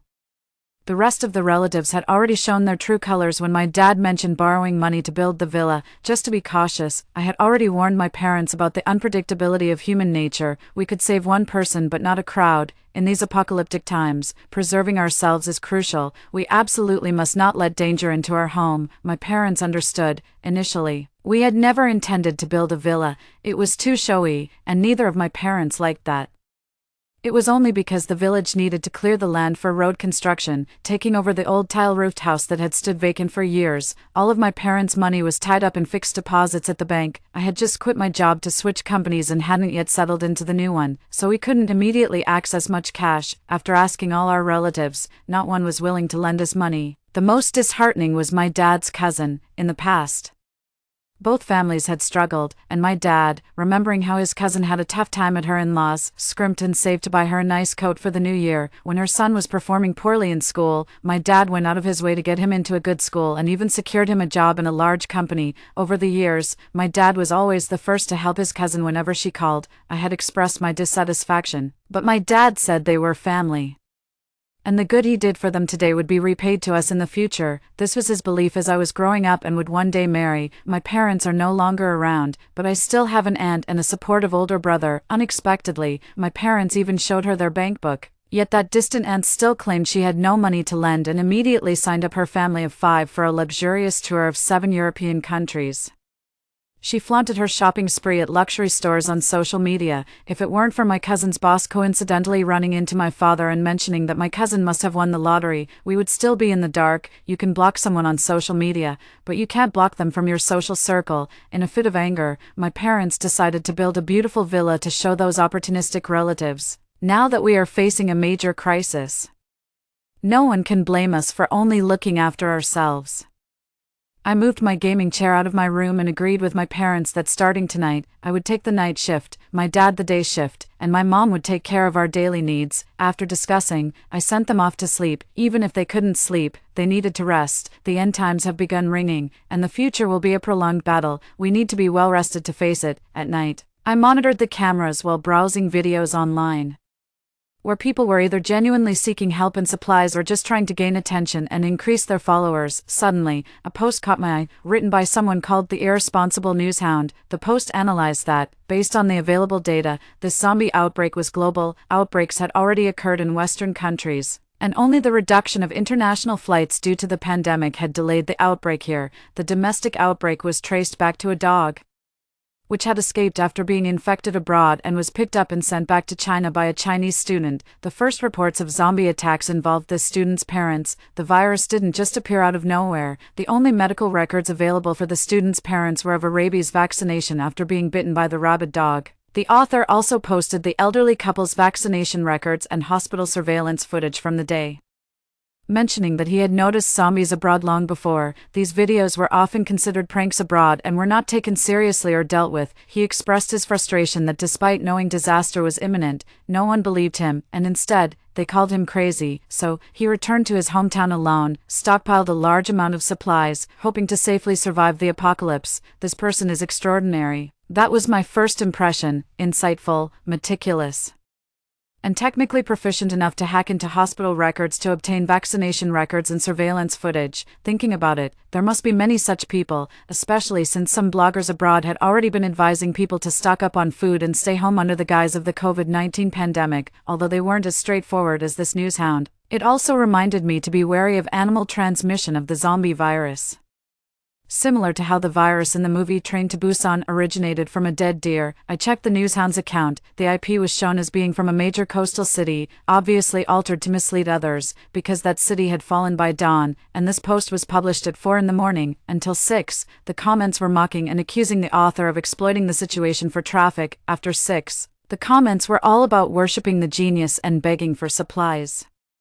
The top comment was from an ID called Survivor's Tribe, with a picture comment showing a warehouse full of supplies. They even posted an address at a certain university in the city, calling for survivors to gather together to resist the zombies and rebuild their homeland. I shook my head. It was too juvenile, like children playing make-believe. Today is the first day of the zombie outbreak, and many people have survived. Not to mention how people are supposed to break through the zombies to reach their destination or calculate how long these supplies can sustain people. Once people gathered, who would lead them? How would order be re-established? A few students who only know theory couldn't possibly handle it, and who could guarantee that everyone would be as enthusiastic and selflessly dedicated as these students. After all, in places where the law does not reach, might makes right. It's a mistake for a group of naive students to possess and publicize such a wealth of resources. All I can do is silently pray for them. Nothing happened overnight, but it wasn't until the early morning that I heard my mom's voice saying that my dad had developed a fever, having witnessed a zombie attack and under immense stress. Even my dad, who is usually in good health, couldn't cope, especially since we hadn't stocked up on any medicine at home. My mom and I searched the entire basement, only to find a bunch of masks, disinfectant, diarrhea medicine, and a few boxes of herbal tonic. Due to the pandemic, it had been a long time since we last bought fever medicine. Not even cold medicine was available. My mom had no choice but to sit by the bed and repeatedly wipe my dad's body to cool him down. Fortunately, by dusk, his fever had subsided. I was both tired and hungry, but I had no appetite at all. I cooked some porridge for my dad, and my mom and I just settled for some frozen dumplings. That evening, Mom suggested she would watch over him for the first half of the night and I could take over for the second half. I initially disagreed. Staying up all night for several days in a row is normal for me when rushing work projects, so staying up for 2 nights was nothing. However, Mom strongly objected. When you're at work, I don't interfere, but when you're at home, you have to listen to me. How can you ruin your health, being a young lady? Besides, your dad is sick, and if anything happens, we would still need you to handle it. Although I haven't been very healthy these past few years, missing a few hours of sleep won't kill me. I've warmed some milk for you. It's by your bedside. Go drink it and sleep. Unable to argue with her, I went back to my room to sleep, but once I closed the door, I couldn't stop my tears from flowing. Throughout these years of working alone away from home, I've been frustrated with my mom for only being concerned about my marriage. I always held a grudge at work, wanting to prove to my mom that I could do well without getting married or relying on a man, but I had ignored my parents' feelings. They treated my cousins well simply because they didn't want me to be alone after they were gone. Others only see the designer bags I bought or the deals I closed. But only my parents worried about how many nights I stayed up and how much trouble I faced from clients. They were the ones concerned about whether I was being bullied, whether I had enough to eat or warm clothes to wear. I tried hard to hold back my tears, obediently drank the milk, and went to sleep. My dad's illness made me realize how important it is to maintain a healthy body. We didn't have medicine. We couldn't afford to get sick. It looks like I need to make a fitness plan tomorrow. With these thoughts, I fell into a deep sleep. I woke up at 7 in the morning, springing out of bed like a coil. After quickly freshening up and opening the door, I saw that my dad was already up and had prepared breakfast with Mom. "Come on, get up. Dad made breakfast today. Come and have some." I obediently sat at the dining table, noticing that although Dad still looked a bit frail, he was in good spirits. "Dad, how are you feeling? Why don't you rest a bit more?" "Mom, weren't you supposed to wake me up for my shift?" "It's okay. Your dad is better now. I'll go to sleep in a bit. I promise not to be a burden. Today, you take the morning shift, and let your dad take the afternoon shift, but I think we don't need to keep watch all night. It's too exhausting in the long run." I just went up to the roof to check, and zombies only appear near the main road in our village. Our house is still safe for now. Plus, our surveillance cameras have an alarm function, don't they? We can just sleep with our phones on, and if zombies approach, we'll know. I thought about it, but still felt it wasn't enough. Just like locks on the doors, surveillance is meant to deter honest people, not the dishonest ones. Right now, I'm not afraid of zombies. Mom, did anyone see you hoarding all that food back then? Well, I don't think so. You know, the owner of the grain and oil store down the street has been friends with your dad for over a decade. I bought so much online this time, worried that it might be awkward if the owner saw, so I covered everything with a tarp and pulled it back. If anyone asks, we say it's fertilizer for the orchard. I don't think anyone noticed. It's reasonable to be worried. it's always better to be cautious just in case. But you don't need to work all night, I'll take over at 3 o'clock.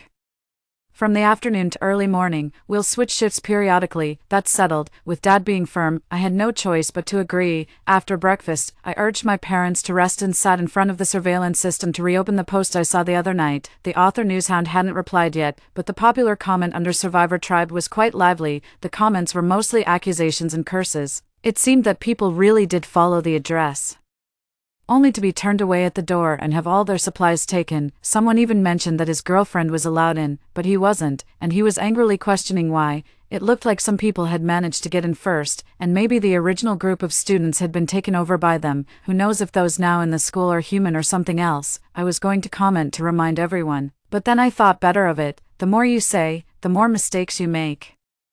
Some people can even hack the medical system, so they might be able to see my home's situation through surveillance. They would definitely see that we've bought a lot of supplies. It's better to keep a low profile and protect ourselves wisely. 14. As noon approached, my parents got up and started cooking lunch in the kitchen. Suddenly, I smelled smoke. I couldn't see anything on the surveillance, so I cautiously pulled back the curtain to look, and it seemed like the village was on fire. With thick smoke and flames reaching the sky, I rushed to the third floor and, using the parapet and solar panels for cover, crouched down to look outside. It was the old mute man's house in the village center, a wooden structure, small building from the late Qing dynasty, typical of that area. Here, with our subtropical monsoon climate, winters are mild and dry, and the fire, fueled by the wind, grew fiercer, drawing zombies towards its center. I could hear many cries for help, but the distance was too great to see clearly. I could only be thankful that we were upwind, safe from the fire's reach. Then Dad came up too, holding a pair of binoculars. I had bought them in my freshman year when I joined the birdwatching society, economizing to afford them, but I had a falling out with a senior in the society and quit, tossing the binoculars away in anger. Seeing my puzzled look, Dad explained, "I was about to throw them away, but your mom found them while throwing out the trash and thought they were toy binoculars. They looked quite new, so she planned to keep them to give to your cousin's son to play with. I later saw them in the storeroom and picked them up. Seeing how upset you were, I didn't tell you. I never thought they'd come in handy today." I took the binoculars, adjusted them, and saw someone rush out from the alley behind the old mute man's house. The person, with blonde hair, was skinny and ragged, holding a blood-stained machete that still gleamed silver, though it was unclear whether the blood was from a human or a zombie. The blonde pulled out a small speaker from his pocket, turned it on, threw it on the ground, and walked away without looking back, leaving the speaker flashing colorful lights on the ground. This blonde seemed familiar, but I couldn't recall where I had seen him before. 15. However, with all the commotion, the zombies in the village had all gathered in the center, making our position on the outskirts even safer, but this would definitely lead to an exponential increase in the number of zombies in the village. The thick smoke didn't enter the respiratory tract, but it could still suffocate a person. In the center of the village, those who survived either suffocated, were devoured, or turned into zombies. Thus, it was only a matter of time before zombies spread to the vicinity of my home. I handed the binoculars to my dad with a worried heart, and he recognized the blonde guy right away. That's the notorious troublemaker from the next village. He dropped out of school around the age of 15 or 16 and always tagged along behind Hunter. Once my dad mentioned it, I remembered the guy. He was 2 grades above me, famous throughout the school for breaking a classmate's ribs. I remembered him because he almost raped my desk mate. The blonde guy and my desk mate came from the same village. She was an art student who transferred back from the city because of the middle school exams and needed to return to her registered residence, so she transferred back in the 2nd semester of 8th grade. Our middle school was a boarding school, and we had weekends off. She would first go to her grandmother's house on the weekends, return to the city on Saturday, and come back to school on Sunday afternoon. That time, because her uncle's birthday was on a Friday, her father and brother came back early to pick her up. While passing by the village temple, they saw her backpack. Worried, they got out of the car and after searching, they found that the beast had tied up my desk mate. At that time, my desk mate's grandmother, not having seen her come home, came to ask if her granddaughter was at my place. I went out with her to look for her, which is how I came to know about these things, because the blonde guy was a minor and it was attempted crime. He received a light sentence. Later, my desk mate transferred schools and even moved her household registration to her grandmother's place. The blonde guy's father pulled some strings and had him sent to a psychiatric hospital. Although many years have passed, that fierce face still haunted me in my nightmares for several days. The figure of the blonde guy gradually merged with the person in my memories. Oh no, if the blonde guy is here, then Hunter must have come back too. Indeed, a small car took advantage of the gap when the zombies gathered in the village center and swiftly drove up the muddy road, stopping in front of Hugo's house. Hunter and the blonde guy stepped out from the driver and passenger seats, followed by two unfamiliar men and a little girl from the back seat. The girl looked to be about 14 or 15, wearing a shiny pink hairpin and a princess dress. Carrying a matching pink suitcase, but draped in a men's jacket, the girl seemed quite lively, hopping around the four of them. The blonde guy said to the girl, "Laurel, see, I told you Hunter wouldn't leave us behind." Then he affectionately kissed her on the cheek, indicating a close relationship between the two. However, the two other guys behind them, seemingly jealous, kept holding the girl's hand. Is this what young girls are into these days? But given the current situation, it seems the zombies outside blocked Hunter's path, so the blonde guy went to set a fire to distract the zombies. If it were me, I'd probably try to lure the zombies away too, but why start a fire in someone's house when there's so much straw around the village that could be burned? Hunter casually walked to Hugo's door, knocking and calling for his parents to open it. Hugo and his wife were naturally thrilled to see their son and hurriedly welcomed them inside. However, before entering, Hunter disdainfully glanced at his own home's barely 1 meter tall wall, then turned back and pensively stared at our house. My heart sank. Hunter, I don't provoke others unless provoked, but if provoked, I will certainly retaliate. In this apocalypse, even a rabbit will bite when cornered. I hope you don't seek your own demise. I went back to the second floor with my dad and told them Hunter had returned, bringing 3 young men with him, given the look Hunter gave before entering his house. I had a feeling he had plans for our house, especially since the solar panels on our rooftop were highly valuable in these end times. Thinking it over, I felt it was best to prepare early. While discussing, my mom cheerily brought up a cardboard box filled with little chicks. She found them in the orchard where some hen had made a nest and laid a batch of eggs, which attracted a bunch of other hens to lay their eggs there too. Mom returned the unfertilized eggs to Aunt Six, who raised chickens, but kept a dozen fertilized ones. My mom, though skilled at raising chickens, was a novice at incubating eggs found in the wild. We didn't have high hopes initially, so Dad just set up an incandescent light over the eggs and occasionally flipped them without paying much further attention, leaving them in a corner of the kitchen. It was only today when I heard the chirping sounds that I remembered about the eggs. Seeing my parents happily discussing how to care for the chicks, my mood lightened significantly. I wish these simple, warm moments could last forever, but we still had to face reality. Hugo's house is only 1 story and sits lower than ours. From his roof, looking towards our yard, you can only see the fruit trees, not even the fish pond that's a meter high. However, from our place, not only can we see Hugo's entire property, we even have a camera pointed directly at his front door, adjusted just so he wouldn't notice. It's a pity we can't hear inside his house. If we could listen in on their conversations and understand their plans, we could be better prepared. After lunch, I went back to sleep, given that I saw Hunter loading up his car with plenty of supplies, and with utilities still running, a young girl and his elderly parents with him. From what I know of him, he's probably busy enjoying himself and won't be bothering us for now. Someone who's spent a lifetime sneaking around and has been in jail surely knows how to handle a reinforced door and an electrified fence. We're safe until he figures out how to bypass those. I woke up at 7 p.m. The fire in the village had died down, suggesting the wooden houses had burned down, and the concrete ones, lacking flammable exteriors, had stopped the fire from spreading. That's when I noticed the phone lines were down and the electricity was out, possibly due to the afternoon fire damaging the wires. Dad switched on the solar panels. Thankfully, winters here in Lingnan aren't too harsh, and we only needed to keep the freezer, fridge, and the grid powered. I grabbed an outdoor battery, typically used by Dad in the orchard, but now repurposed for heating my bath water. Apparently, transitioning from luxury to simplicity is much harder than the reverse. I just can't stand cold showers anymore. After my shower, I saw Mom talking to Dad in front of the surveillance screen. It's such a sin. That little girl is only a few years old. These bastards have no fear of divine retribution. What happened? Mom, what divine retribution? It turns out that the village water supply was cut off earlier, and while Mom sneaked out to the garden, she overheard Mrs. Hugo and the girl coming out to draw water. The Hugos have a well in their yard, and though there was a power outage, they still had a hand-pumped water extractor, a common fixture in our area. Unfortunately, their hand pump hadn't been used in a long time, and Mrs. Hugo made the girl try to operate the rusty pump. The girl, lacking the strength, struggled, and Mrs. Hugo, lowering her voice, began to scold her harshly. At first, the girl softly objected, but that only made Mrs. Hugo angrier, and soon there were sounds of slaps followed by the girl's soft crying. Mom sighed deeply. When I first married your dad, Hugo was only a few months old when you were born. He used to follow me around asking when you'd start calling him uncle. No matter how many wrongs he's done over the years, and no matter how angry I've been, I've always hoped he'd settle down and straighten out his life. No, I just hope God takes him away. He's ruined a little girl's life. Upon hearing this, alarms went off in my head. Mom hadn't seen the girl getting out of the car that day, but Dad and I exchanged knowing looks.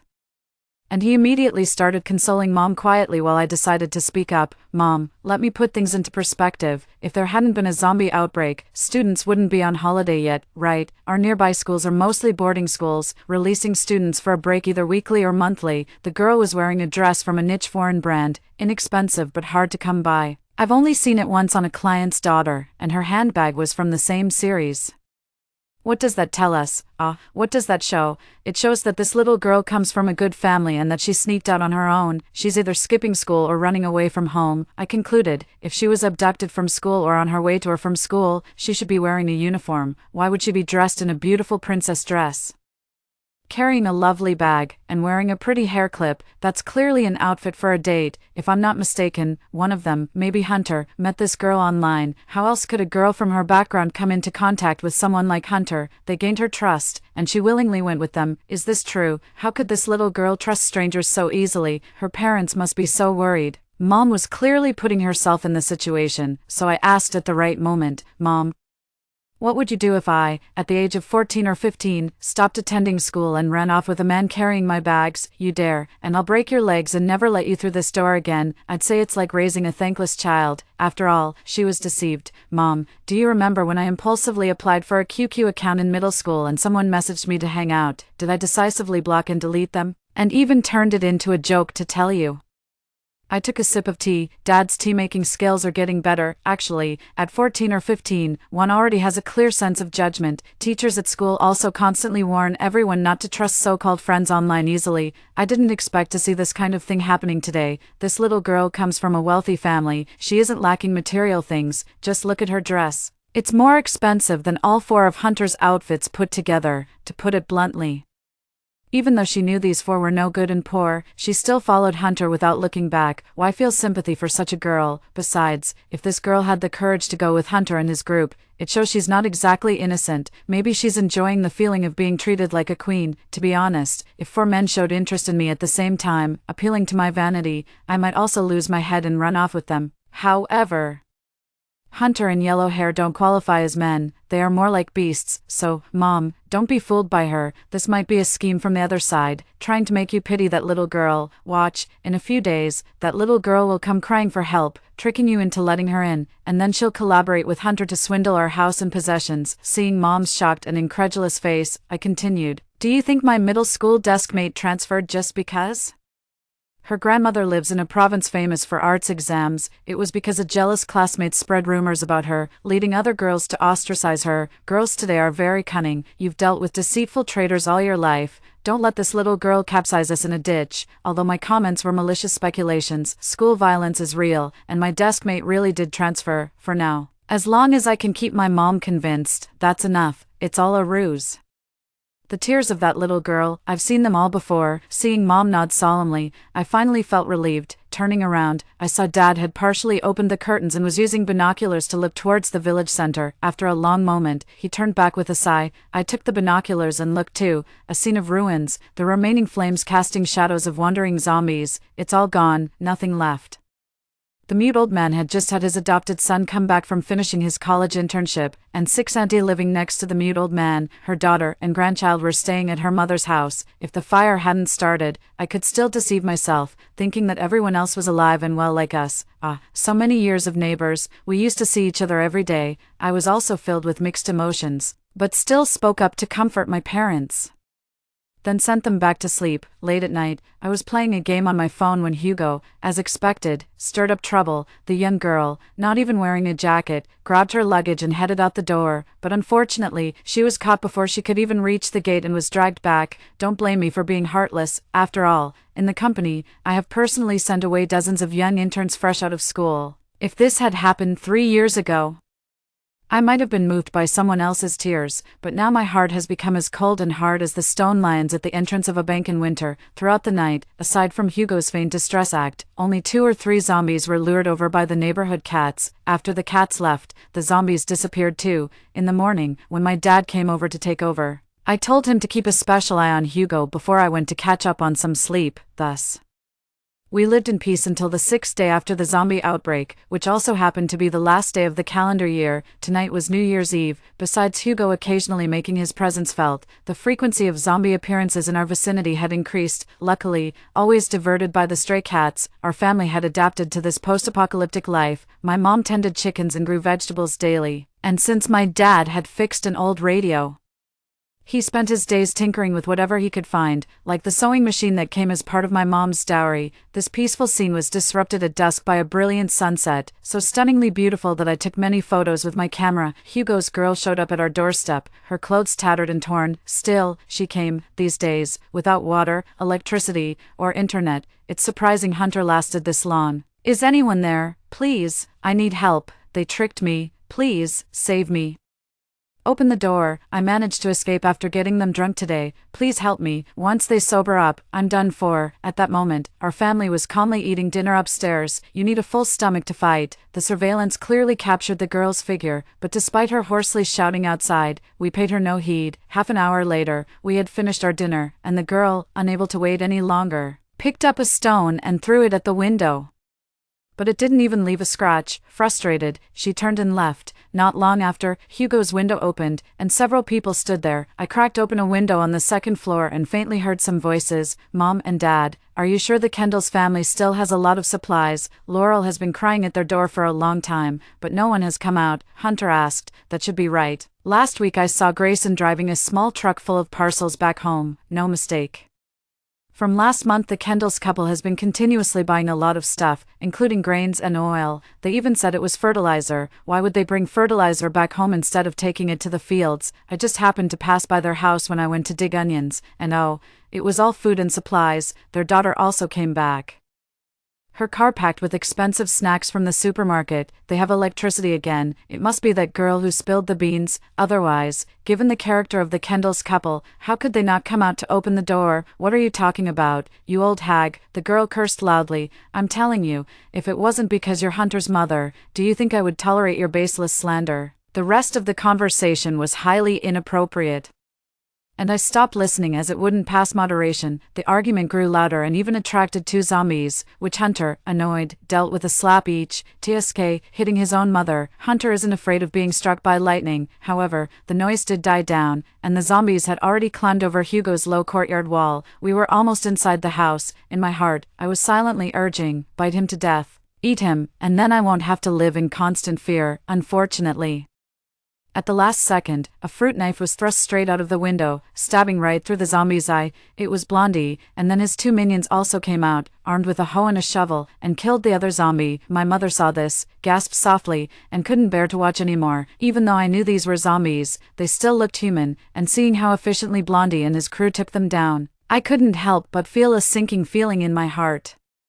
It seems the good die young and the wicked live forever. With their level of combat ability, how could I ever compete with them? Meanwhile, Hunter strutted out confidently, stepping on the courtyard wall and shouting to us, Grayson, I know you're home, and I mean no harm. No, within miles. Your place is the only one with electricity and food. You wouldn't want to see us starve, right? With that, he reached towards his waist and placed something on the wall. The man had actually brought back a gun, and to prove his point, he fired it into the air. How about that, Grayson? I put quite some effort into this. Not bad.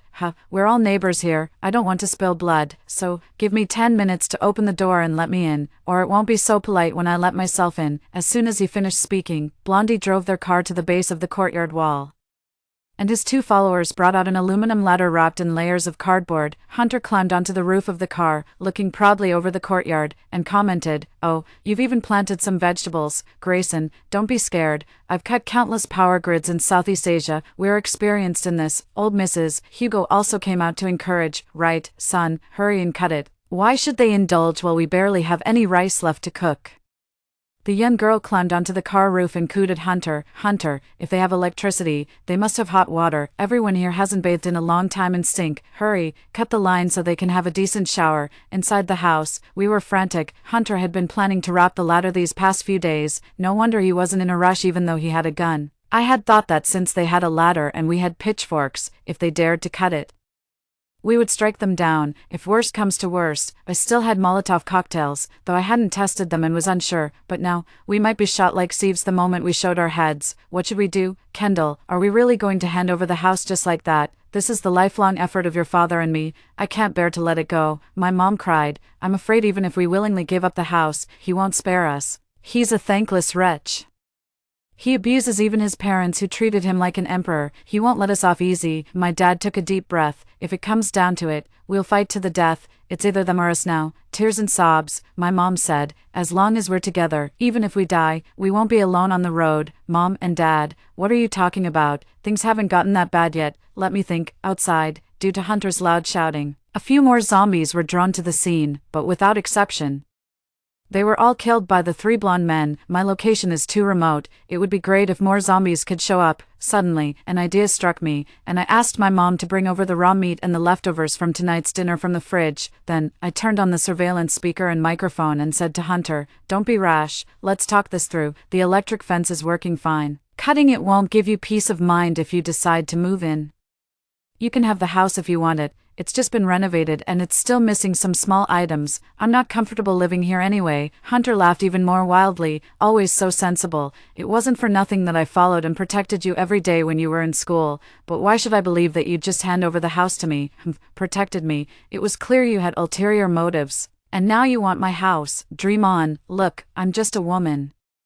And both my parents are ill. We have no ability to resist. What's there to worry about? Let's do this. I'll cut the power to the electric fence. Could you give me a little more time to gather some medicine for my parents' blood pressure? Our family doesn't have much, but we do have some meat stored. I'll lower it from the window for you guys to eat first. Speaking of which, I lowered the meat from the window using the cotton thread my mom uses for sewing. The electricity has been out for so many days. Hugo must have finished all his stored meat by now. Seeing the meat I lowered, Mrs. Jean couldn't help but come over to take some first. All smiles. Oh my. I always said the old Kendall's family isn't short of good stuff. My dear son, let's do some meat for dinner tonight. Oh dear, we're out of gas at home. Old man, come start the fire. Hunter didn't care about the meat. He gestured to the blonde-haired man to check the electric fence.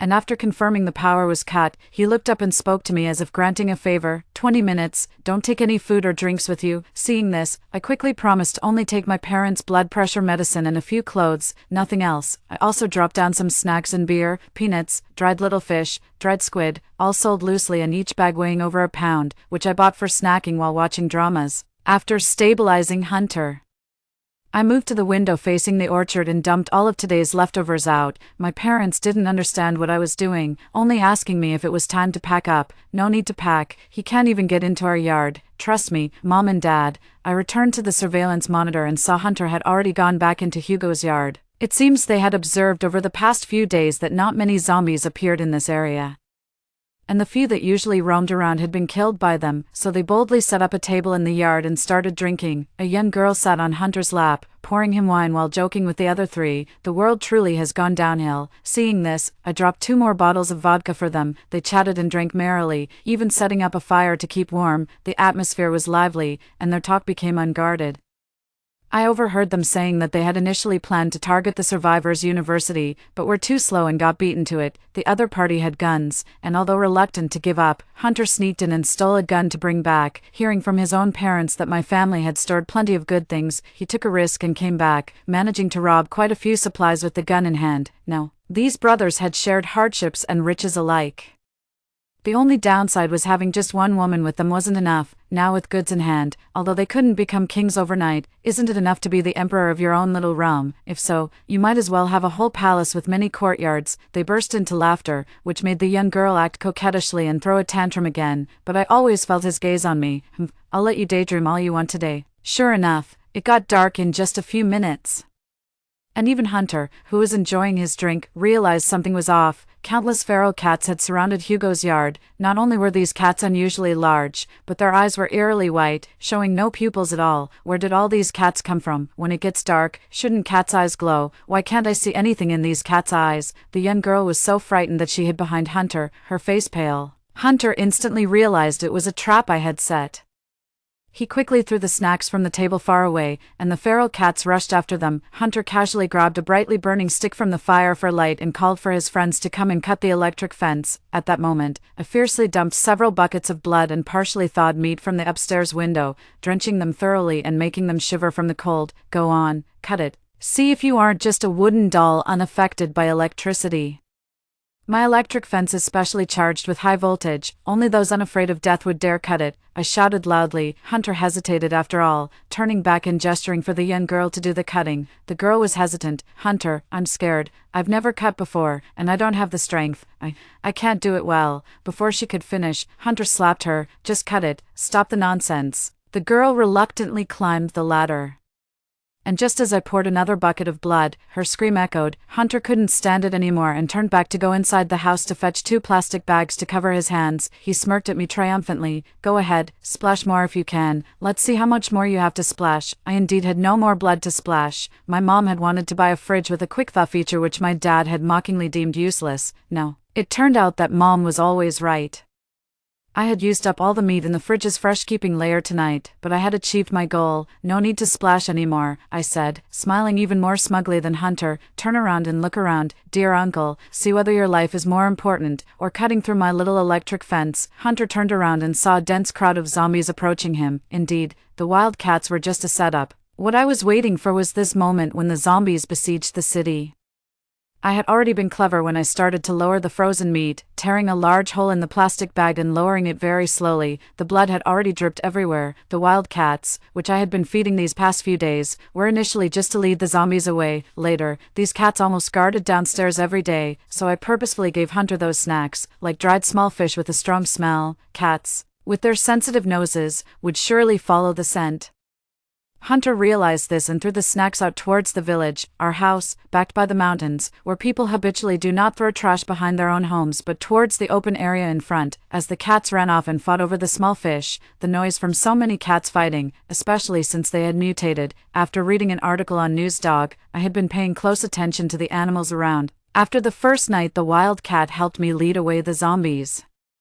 I noticed that the cat had grown bigger, not only taller and stronger, but it also fought more fiercely. By then, I knew this cat had been infected with the zombie virus, whether it was scratched by a zombie or had eaten the rotten flesh of a zombie. Once one cat mutated, the whole group mutated, and their combat power surged impressively. The noise from the fighting alone was not enough to attract so many zombies, so I added several more buckets of blood, the thick smell of blood.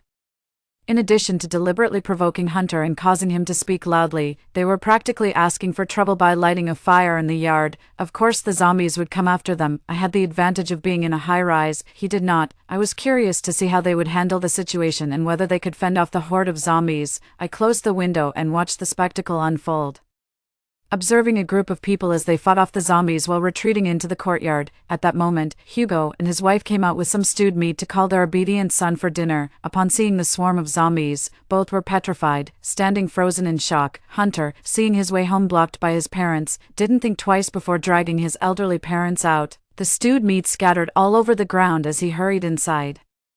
Blondie and 2 others quickly followed him in, and then the door slammed shut with a heavy thud. Outside, Hugo and his wife, still in shock, along with a young girl who was a step too slow, panicked and began banging on the door. Open the door, son, your dad and I haven't gotten inside yet. Hurry up and open the door. Hunter, don't leave me behind. You promised I'd be your favorite. The cries from Hugo's yard didn't last long before the zombies devoured the 3 of them. The gruesome scene, illuminated by the firelight, was horrifying, and I couldn't help but run to the bathroom to throw up. But maybe it was for the best. If my longtime neighbors had turned into zombies, I'm not sure I could have brought myself to fight them. The zombie horde was attacking Hugo, but Hunter, I couldn't let him go. I had to deal with him tonight, otherwise, once he recovered, it would be our family who would suffer. Up on the third floor, my parents had already brought up 2 large barrels of liquor, and my dad had placed the water inlet hose of his car wash machine into a barrel. Without hesitation, I plugged in the car wash machine, and high-proof alcohol sprayed from the pressure washer onto the group of zombies around Hugo. Now, a new problem arose. I wasn't sure if the smell of the alcohol would affect the zombies' sense of smell. I only knew that the noise from the car wash machine had already drawn the attention of the zombie horde. They collectively looked up at the building. I haven't seen such order even when I was doing military stunts in university. Taking a cue, I grabbed a middle school English language teaching boombox with a card insert, turned the volume up to the maximum, tied a plastic bag as a makeshift parachute, and tossed it lightly, landing it perfectly on Hugo's rooftop. The sound from the small speaker indeed diverted the zombies' attention back to Hugo. I then picked up a water scoop and splashed out all the liquor until both barrels were empty, returning to the second floor. As I wondered how long Hugo's old doors and windows would hold up, Hunter opened a side window, threw someone out, and quickly closed it again. It was one of his nameless henchmen, whose throat had been slit, staining a large area of the floor with blood. I watched as he struggled to crawl outside, but unfortunately, there were too many zombies. A clang sound came as another person was thrown out of a different window. The zombies were drawn to both sides, and Hunter, along with Blondie, shirtless, rushed out of the house, apparently with no time to change their blood-stained clothes. "Damn it, we have a long day ahead," he said as he dove into the car, ready to escape. I couldn't let him get away. That was the only thought in my mind. Hunter could even use his parents as scapegoats, and since I had already made an enemy of him tonight, I absolutely couldn't let him escape. Later, everything seemed a bit hazy. My only thought was that Hunter must not escape alive. My hand touched a cold bottle. Oh, it was a Molotov cocktail I had made. Where's the lighter? I remembered I had placed it on the windowsill. Oh, here it is. I lit the Molotov cocktail and threw it at Hunter's car roof. The glass bottle shattered on impact, and the flames blazed up, thankfully not too far from where I had sprayed the liquor on their car earlier. It caught fire quickly. Not long after, with a loud bang, the car exploded. Turning around, I saw that Dad had also set the group of zombies on fire. It turned out that zombies really don't feel pain, even as their bodies were scorched black. They steadfastly searched around Hugo for the source of the sound emitting from a small speaker, despite using 2 large barrels of high-proof alcohol. The fire didn't last long as the alcohol evaporated quickly. We extinguished the remaining flames with a high-pressure water hose from the 3rd floor, and by the time the fire was completely out, we could see the sunrise. A new day, a new year had arrived, and the biggest threat beside me had been eliminated. Ever since the apocalypse began, I've been terrified. How was I, a physically weak woman, supposed to protect my parents from the savage zombies and ensure our survival until the nation was restored? I wasn't sure, and I was scared. So scared that I needed sleeping pills to sleep every night. So scared that I would hide under the covers and cry alone. But I always pretended to be nonchalant in front of my parents. No, I'm no longer afraid. If anyone or any zombie tries to harm my family again, I won't hesitate. After the battle, we'd lost 2 large barrels of high-proof alcohol, some meat, and 3 large bags of snacks. The surveillance near Hugo and the electric grid on that wall were damaged by the fire, but Dad has fixed them, and they're back in operation. Casualty report: the enemy was completely wiped out. We had no casualties. It was a joyous occasion as it coincided with New Year's Day. I playfully asked Mom to cook something delicious, since zombies couldn't enter and there were no other survivors around. We could eat well and then catch up on some much-needed sleep. Mom happily agreed, while Dad went to the balcony, trembling as he pulled out a cigarette and called me over. "Kendall, don't put on a brave front. If you're scared, just cry it out, like when you were little. Why don't you cry on Daddy's shoulder? I really regret sending you to boarding school when you were so young. If I hadn't been so stubborn and just kept my job at the factory, you wouldn't have had to suffer with me in the countryside." Tears streamed down my face uncontrollably, and I sobbed on his shoulder just like I did when I felt wronged in kindergarten. I shared with him my grievances and fears, telling him that I was more afraid of losing them than being killed by zombies, so I have no regrets about what I did last night, and I told him that I'm no longer afraid. We need to keep living well together until the end of these dark times. Spin-off episode 1. Unknowingly, it had been 5 months since our family moved to the survivors' base. Standing up, I looked down at the bustling crowd below, still feeling a sense of unreality. Closing my eyes, all I could see were the times at home when we scrimped and saved, carefully rationing our food. After resolving the threat named Hunter, our family indeed had a worry-free period, but our food reserves were depleted by the 3rd year of the apocalypse. Fortunately, our chickens kept laying eggs. Luckily, We didn't eat much flour-based food, so the stockpiled flour was just enough to feed the chickens. My parents made full use of their skills, setting up several greenhouses in the yard to grow vegetables. However, since we had used up all the bought seeds and the germination rate of our own seeds had drastically decreased, we had to be careful with our vegetable consumption. Thankfully, potatoes, sweet potatoes, and corn still maintained their yield. 4 or 5 of our solar panels were also damaged, which made electricity usage tight. As for supplies, we were not short of daily necessities or water, but food was really becoming an issue. From the second year of the apocalypse, the weather began to worsen, reaching as high as 45 degrees Celsius in summer and dropping to minus 10 degrees Celsius in winter. Even with snowfall, summer was manageable. We could just move to the basement. Winter was truly harsh. As such, low temperatures were very rare in our region, and we had to risk turning on the air conditioning. Fortunately, our air conditioner's external unit was installed in the basement, where the sound of the wind and snow covered the noise from the unit. What's worse is the long-term lack of communication with outsiders and the inability to receive any external information. Our family's mindset underwent a significant transformation when the apocalypse first struck. We were filled with confidence. Believing that the nation would swiftly resolve the crisis, every morning, we would check for any sign of cell service restoration, and I'd use binoculars from the 3rd floor to see if any vehicles were still passing on the main road. However, as days turned into weeks, our once unwavering belief began to falter, eventually leading to complete disillusionment. I realized that this state of despair was not right, but felt powerless to change anything, ultimately. As long as the zombies are not eradicated, we cannot return to our former lives. All I could do was dig out the computer and repeatedly watch downloaded TV shows with my parents to distract ourselves. Fortunately, at that time, the government began to fight back. Survival bases were established in several coastal cities. They even managed to temporarily restore mobile signals for brief periods, alerting us several times about impending zombie hordes.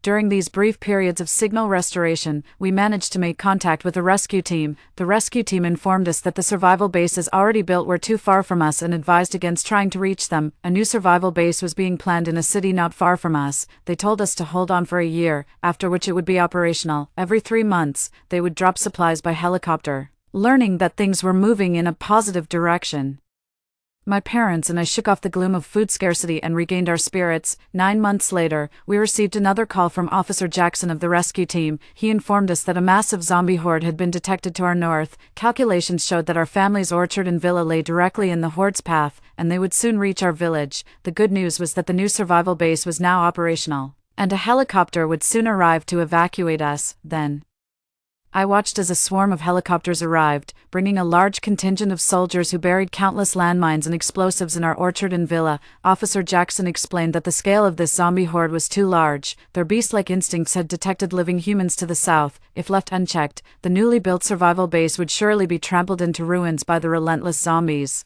negating all the nation's previous efforts. Thus, the only option was to lay a heavy minefield in the horde's path, to reduce the number of zombies as much as possible, even if they couldn't be completely eliminated. My parents, with tears in their eyes, firmly nodded their agreement when they heard that our home would be destroyed. I raised my camera and took the first family photo since the apocalypse began in front of our villa. Today, the house that sheltered us for 4 years would cease to exist.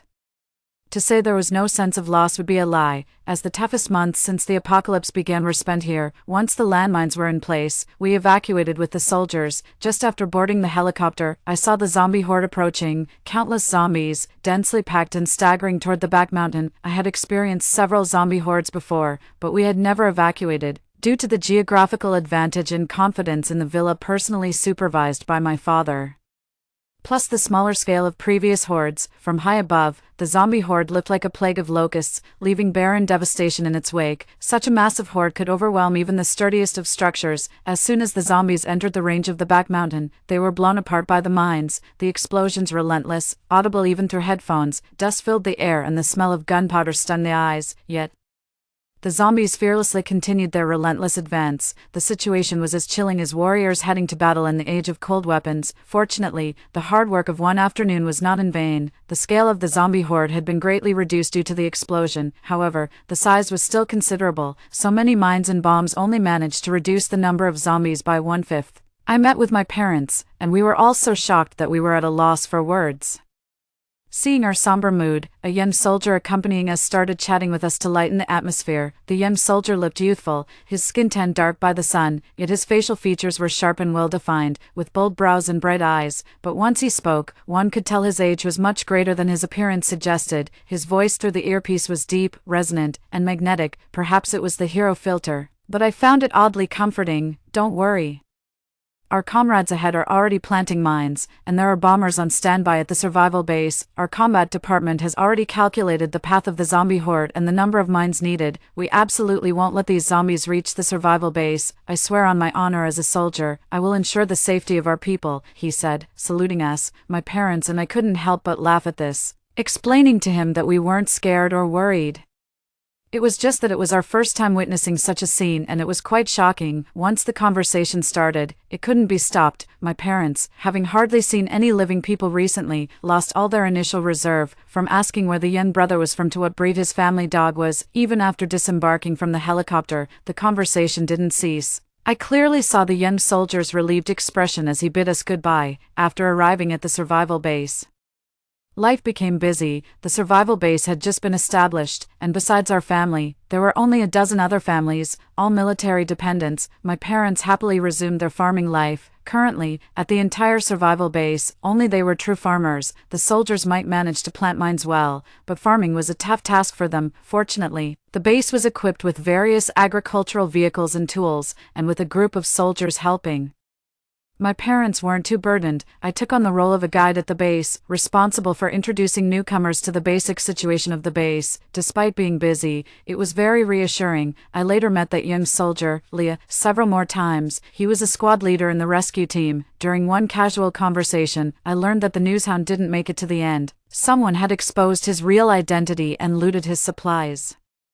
He didn't die at the hands of zombies but was driven to suicide by jumping off a building by his own compatriots. The survivors' university was also rescued by the military. According to Leah, when they arrived at the university, it had turned into a living hell. Young men were chained and forced to farm and raise pigs, and the elderly were simply pushed outside to fend for themselves. Even the younger children had to work, and any disobedience was met with beating. As for the women, their status was even worse, barely clothed. The military executed the criminals in front of everyone and also sent psychologists to provide therapy. However, the memories of what had happened could never be erased. In the face of desperation, people struggle to survive, but once safety is assured, feelings of shame prevail. Especially once it is confirmed that their family members are safe, many still choose to end their lives.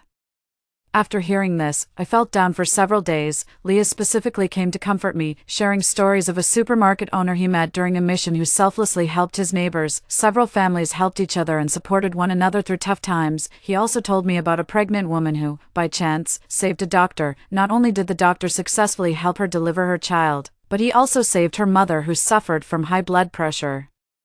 Perhaps this is just human nature. In harsh conditions, there's no time to dwell on sorrow. As long as I'm doing slightly better than others, I start to worry about their situations, unable to bear even a hint of human suffering. I looked at Leah, noticing the dark circles under his eyes, and felt a pang of guilt. They were already tired from their mission, and yet he came to comfort me. I patted his shoulder, signaling that I understood and would pull myself together, and then told him to go rest.